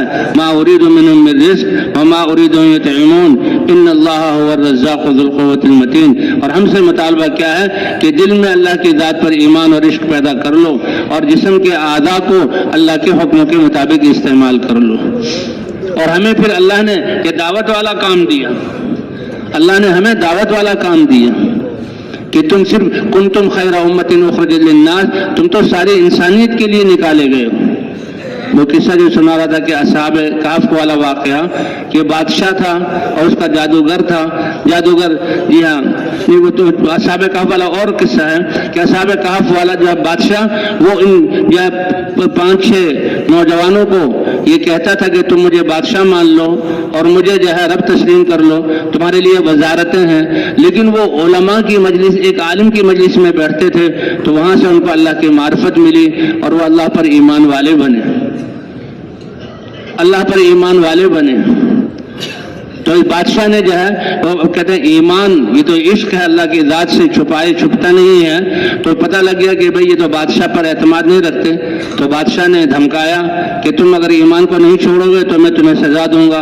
اب یہ نوجوان تھے آپس میں جمع ہوئے کہ ہم نوجوان بچے ہیں اور بادشاہ اپنے حربے آزمائے گا, کہیں اللہ کی شان اور اللہ کی ذات پر یقین اس میں کوئی کمی نہ آ جائے. تو اپنے ایمان کی حفاظت کے لیے نکل گئے, یہ اپنے ایمان کی حفاظت کے لیے نکل گئے. 6 تھے. اللہ کا ان کو ایمان کے لیے, ایمان کی حفاظت کے نکلنا اتنا پسند آیا کہ گزرتے ہوئے جنگل میں ایک چرواہا بکری چرا رہا ہے. اور بھائی آپ لوگ تو بڑے خاندان کے لوگ ہو, بڑے لوگ ہو, کس لیے نکلے ہو؟ اچھا وہ ایمان والا تھا. انہوں نے کہا بھائی اللہ کی ذات پر ایمان یہ ہمیں بہت عزیز ہے اور اس کے لالے پڑے ہیں اس کی حفاظت کے لیے. کہ تم تو اتنے اونچے لوگ ہو جو اپنے ایمان کی حفاظت کے لیے نکلے, تمہارے ساتھ رہنا یہ میری سعادت کی بات ہے. بکریوں کو اللہ کے حوالے چھوڑا, جنگل میں چرتی رہیں گی, زندگیاں پوری ہو جائیں گی, اور وہ بھی ان کے ساتھ ہو گیا. وہ تو انسان تھا, 7واں کتا بھی ساتھ ہو گیا. اور یہ چلتے چلتے کیا بھائی تھک گئے ہیں, غار میں تھوڑا آرام کر لیں. اور پھر آرام کر کے پھر آگے چلیں گے تاکہ بادشاہ کی فوجیں ہمیں پکڑ نہ سکیں۔ بس اس طرح اللہ کو کتنا ان پر جو ہے رحم، وہ کیا کہتے ہیں، اللہ کا پیار آیا کہ یہ جب غار میں سوئے تو 309 سال اللہ نے ان کو سلایا، مارا نہیں، سلایا۔ اللہ فرماتے ہیں وَنُقَلِّبُهُمْ ذَاتَ الْيَمِينِ وَذَاتَ الشِّمَالِ، یہ نوجوان اپنی ذات کے ایمان کی حفاظت کے لیے، اور ان کے ساتھ یہ 7واں چرواہا اور ان کے ساتھ 8واں کتا، اللہ نے ایسی قدردانی کہ 300 حکومتیں بدل گئیں، حکومتیں ختم ہو گئی، لوگ مٹی میں پیوند ہو گئے، ان کے نام و نشان مٹ گئے، اور جن کو مٹانے کے لیے وہ کوشش کرے تھے اللہ نے ان کو 309 سال سلا کر کون سی جو ہے زمانے میں اور بادشاہت میں ان کو اٹھایا، اور جب وہ اٹھے تو ان کے اٹھنے کو اللہ نے ایک بادشاہ اور اس کے عوام کی ہدایت کا ذریعہ بنا لیا۔ اللہ فرماتے ہیں کہ ہم ان کی کروٹیں بدلتے تھے، سورج نکل رہا تھا تو غار تھی، غار سے سورج کی کرنیں کا روشنی اندر جاتی تھی اور ہم سورج کی تپش کو دائیں بائیں کر دیتے تھے۔ وَتَرَى الشَّمْسَ إِذَا طَلَعَت تَزَاوَرُ عَنْ كَهْفِهِمْ ذَاتَ الْيَمِينِ وَإِذَا غَرَبَت تَقْرِضُهُمْ ذَاتَ الشِّمَالِ وَهُمْ فِي فَجْوَةٍ مِّنْهُ۔ جو اپنے ایمان کی حفاظت کے لیے نکلے تو اللہ تعالیٰ نے ان کے ساتھ اپنی قدرت کا یہ مظاہرہ کیا، تو بھئی یہ امت جو سارے انسانوں کو ایمان کی دعوت دینے کے لیے اپنے جان و مال کو لگائے گی تو اللہ کا کتنا ان پر کرم اور رحم ہوگا۔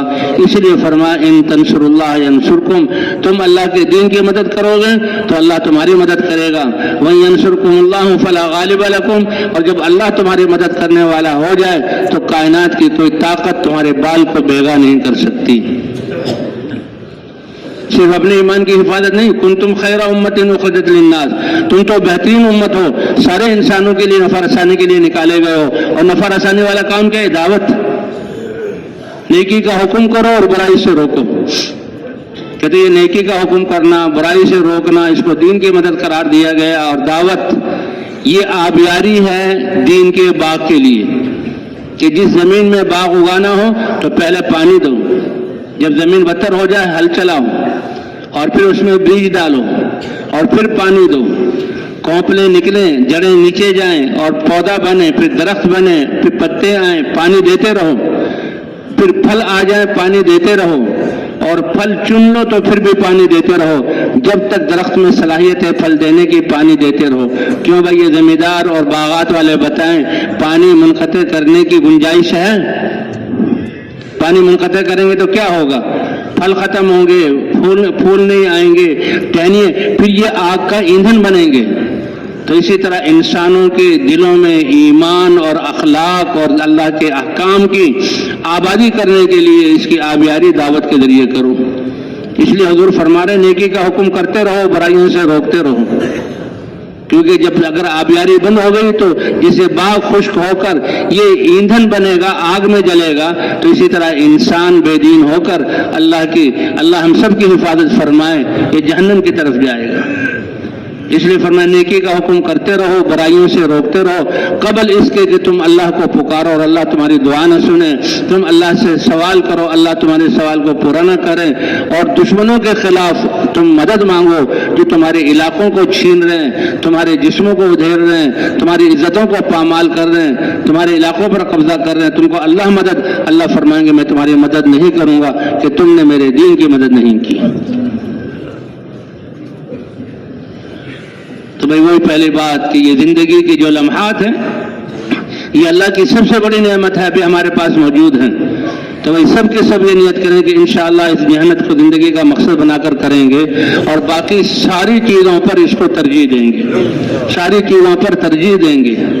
جی ہاں، یہ ہے وہ 8 چیزیں جو اللہ نے ذکر کی ہیں، فرمایا ان کی محبت ہو، یہ نہیں کہ محبت نہ ہو، لیکن اللہ کی محبت ان سب چیزوں پر غالب ہو۔ جب بھی دین کا تقاضا آئے فوراً دین کے تقاضے کو ہم آگے کریں اور دنیاوی تقاضوں کو پورے پیچھے کر دیں۔ جب اللہ کو راضی کریں گے تو اللہ ساری کائنات کو راضی کر لے گا، اور اے بندے اگر تو نے مجھے ناراض کر دیا تو مخلوقات بھی میری ہے، ساری مخلوقات ہی تیرے ہاتھوں سے نکل جائے گی۔ تفرغ عبادتی املا صدر کا غنن، میری عبادت کے لیے تو فارغ ہو جا، اور ہماری عبادت میں خود دین پر چلنا ہے اور انسانیت کو دین پر لانے کے لیے اپنی صلاحیتیں لگانا ہے، یہ ہماری عبادت میں شامل ہے کہ تم بہترین امت ہو، سارے انسانوں کے نفع رسانی کے لیے نکالے گئے ہو۔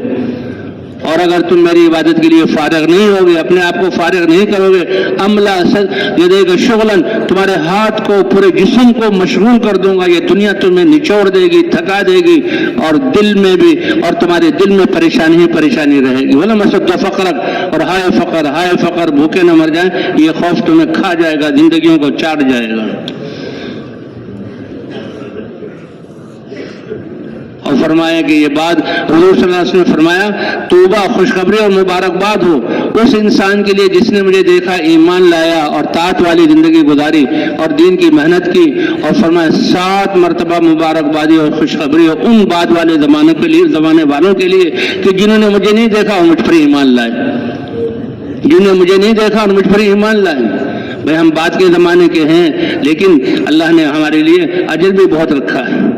فرمایا القائلون یومئذ بالکتاب والسنہ کالسابقین الاولین من المہاجرین والانصار، کہ اس زمانے میں اللہ کی کتاب کو لے کر اٹھیں گے، اللہ کی سنت کو لے کر اٹھیں گے اور لوگوں کو اس کی طرف بلائیں گے، ان کو اللہ وہ اجر عطا فرمائیں گے جو مہاجرین اور انصار میں سے بھی جو سبقت کرنے والے، آگے بڑھنے والے، اللہ ان کا اجر عطا فرمائیں گے۔ تو بھائی کون کون اس زندگی کو اپنے محنت کا زندگی کا مقصد بنائے گا اور باقی صلاحیتیں اس پر لگائے گا؟ جیسے یہ مردوں کی ذمہ داری ہے، بعین ہی اللہ نے اس امت کی عورتوں کو، ہماری مائیں، دادییں، نانییں، بہنیں، بیٹیاں، بیویاں، اللہ نے ان کو بھی شرف بخشا ہے۔ ان کی ذمہ داری بھی یہی ہے، جسے دنیاوی امور کے لیے کچھ امور مردوں کے ذمہ ہے تو خانہ داری کے لیے کچھ اور امور عورتوں کے ذمہ ہے، وہ تو دنیا کی تو اسی، لیکن جیسے مردوں پر دین کی ذمہ داری ہے بعین ہی، ایسے ہی عورتوں پر بھی دین کی ذمہ داری ہے۔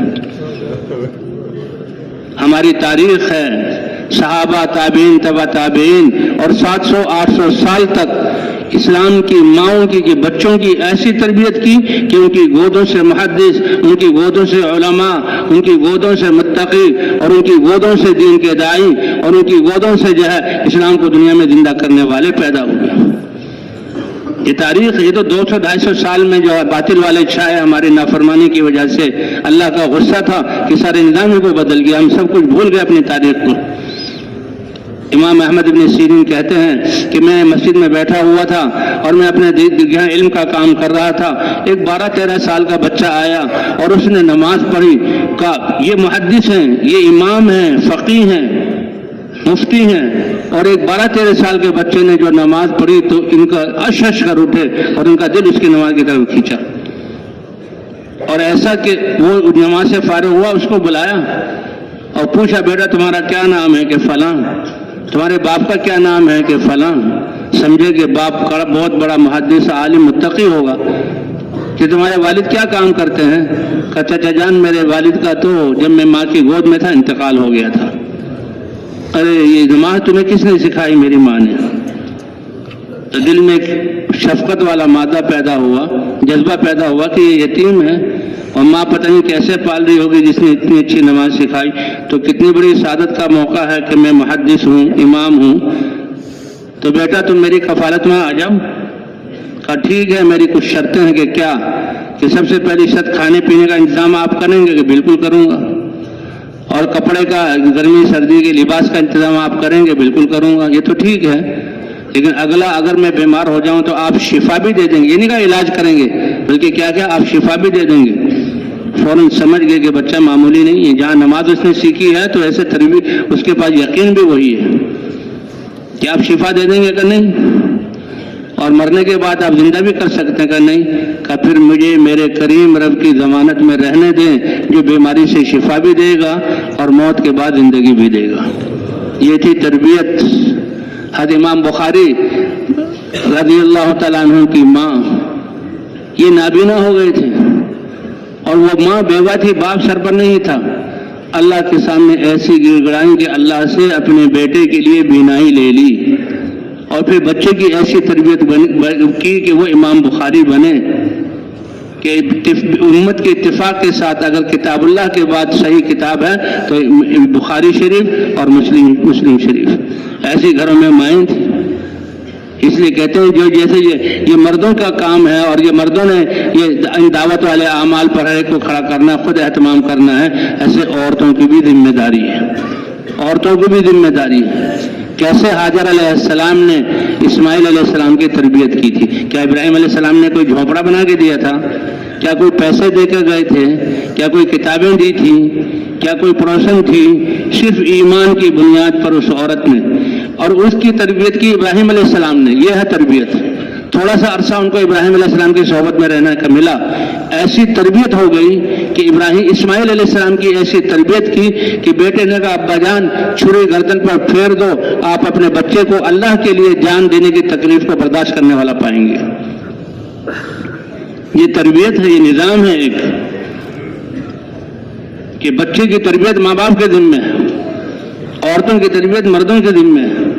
और जैसे दुनिया के उमूर तीनों दिन जो है किस्मों से चलते हैं, तो दीन के उमूर भी, मर्द भी दीन वाले और दीन की मेहनत वाले, औरतें भी दीन वाली दीन की मेहनत वाली, और बच्चों की तरबियत भी इसी बुनियाद पर कि वो तक़वे वाले और दीन को जिंदा करने के लिए अपनी जानें और जवानी खर्च करने वाले। कैसी तरबियत की। इब्राहिम अलैहिस्सलाम आए और बेटे को ले गए और सामने खड़ा किया और छुरी दिखाई, बेटा मैं अल्लाह का नबी हूँ, अल्लाह ने ख्वाब के जरिए वही भेजी, हुक्म दिया तुम्हारी गर्दन पर छुरी फेरूं।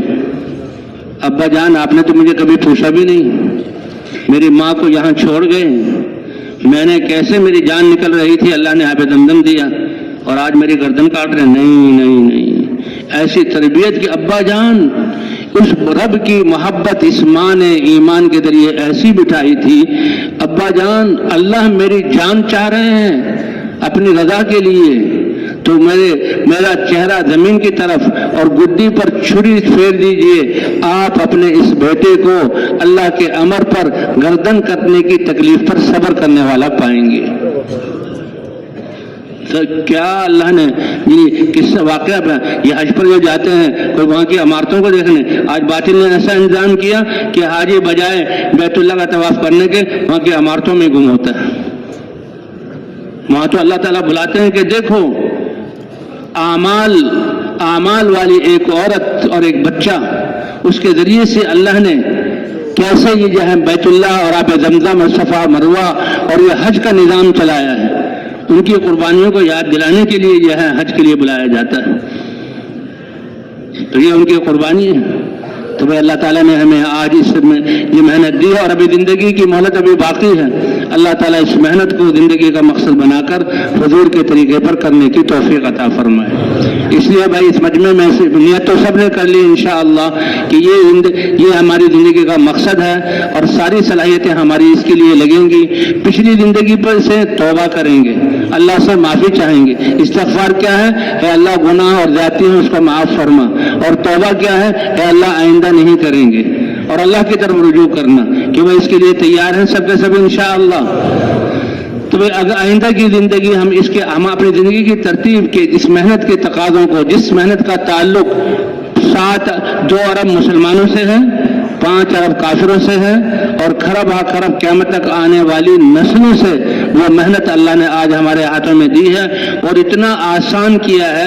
और इस मेहनत के लिए, कबूलियत के लिए हमारा कलमा गो होना, अल्लाह ने इसी को शामिल लिया है कि जो कलमा गो है उसकी ये मेहनत है। और तरबियत करने वाली ज़ात कौन सी है?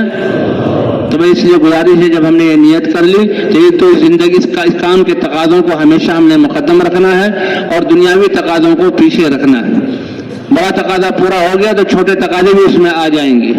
तो इसके लिए भाई इस मजमे में से कोई ऐसे साथी जिनके 4 महीने नहीं लगे, वो सबसे पहले अपने आप को खड़े हो जाएं और अल्लाह के सामने अपने आप को पेश करें कि 4 महीने लगाकर फिर हम जहाँ वापस जाएंगे और इस मेहनत को करेंगे। तो कौन कौन अपने आप को पेश करता है, जरा खड़े हो जाएं भाई, खड़े हो जाएं भाई, माशा अल्लाह माशा अल्लाह।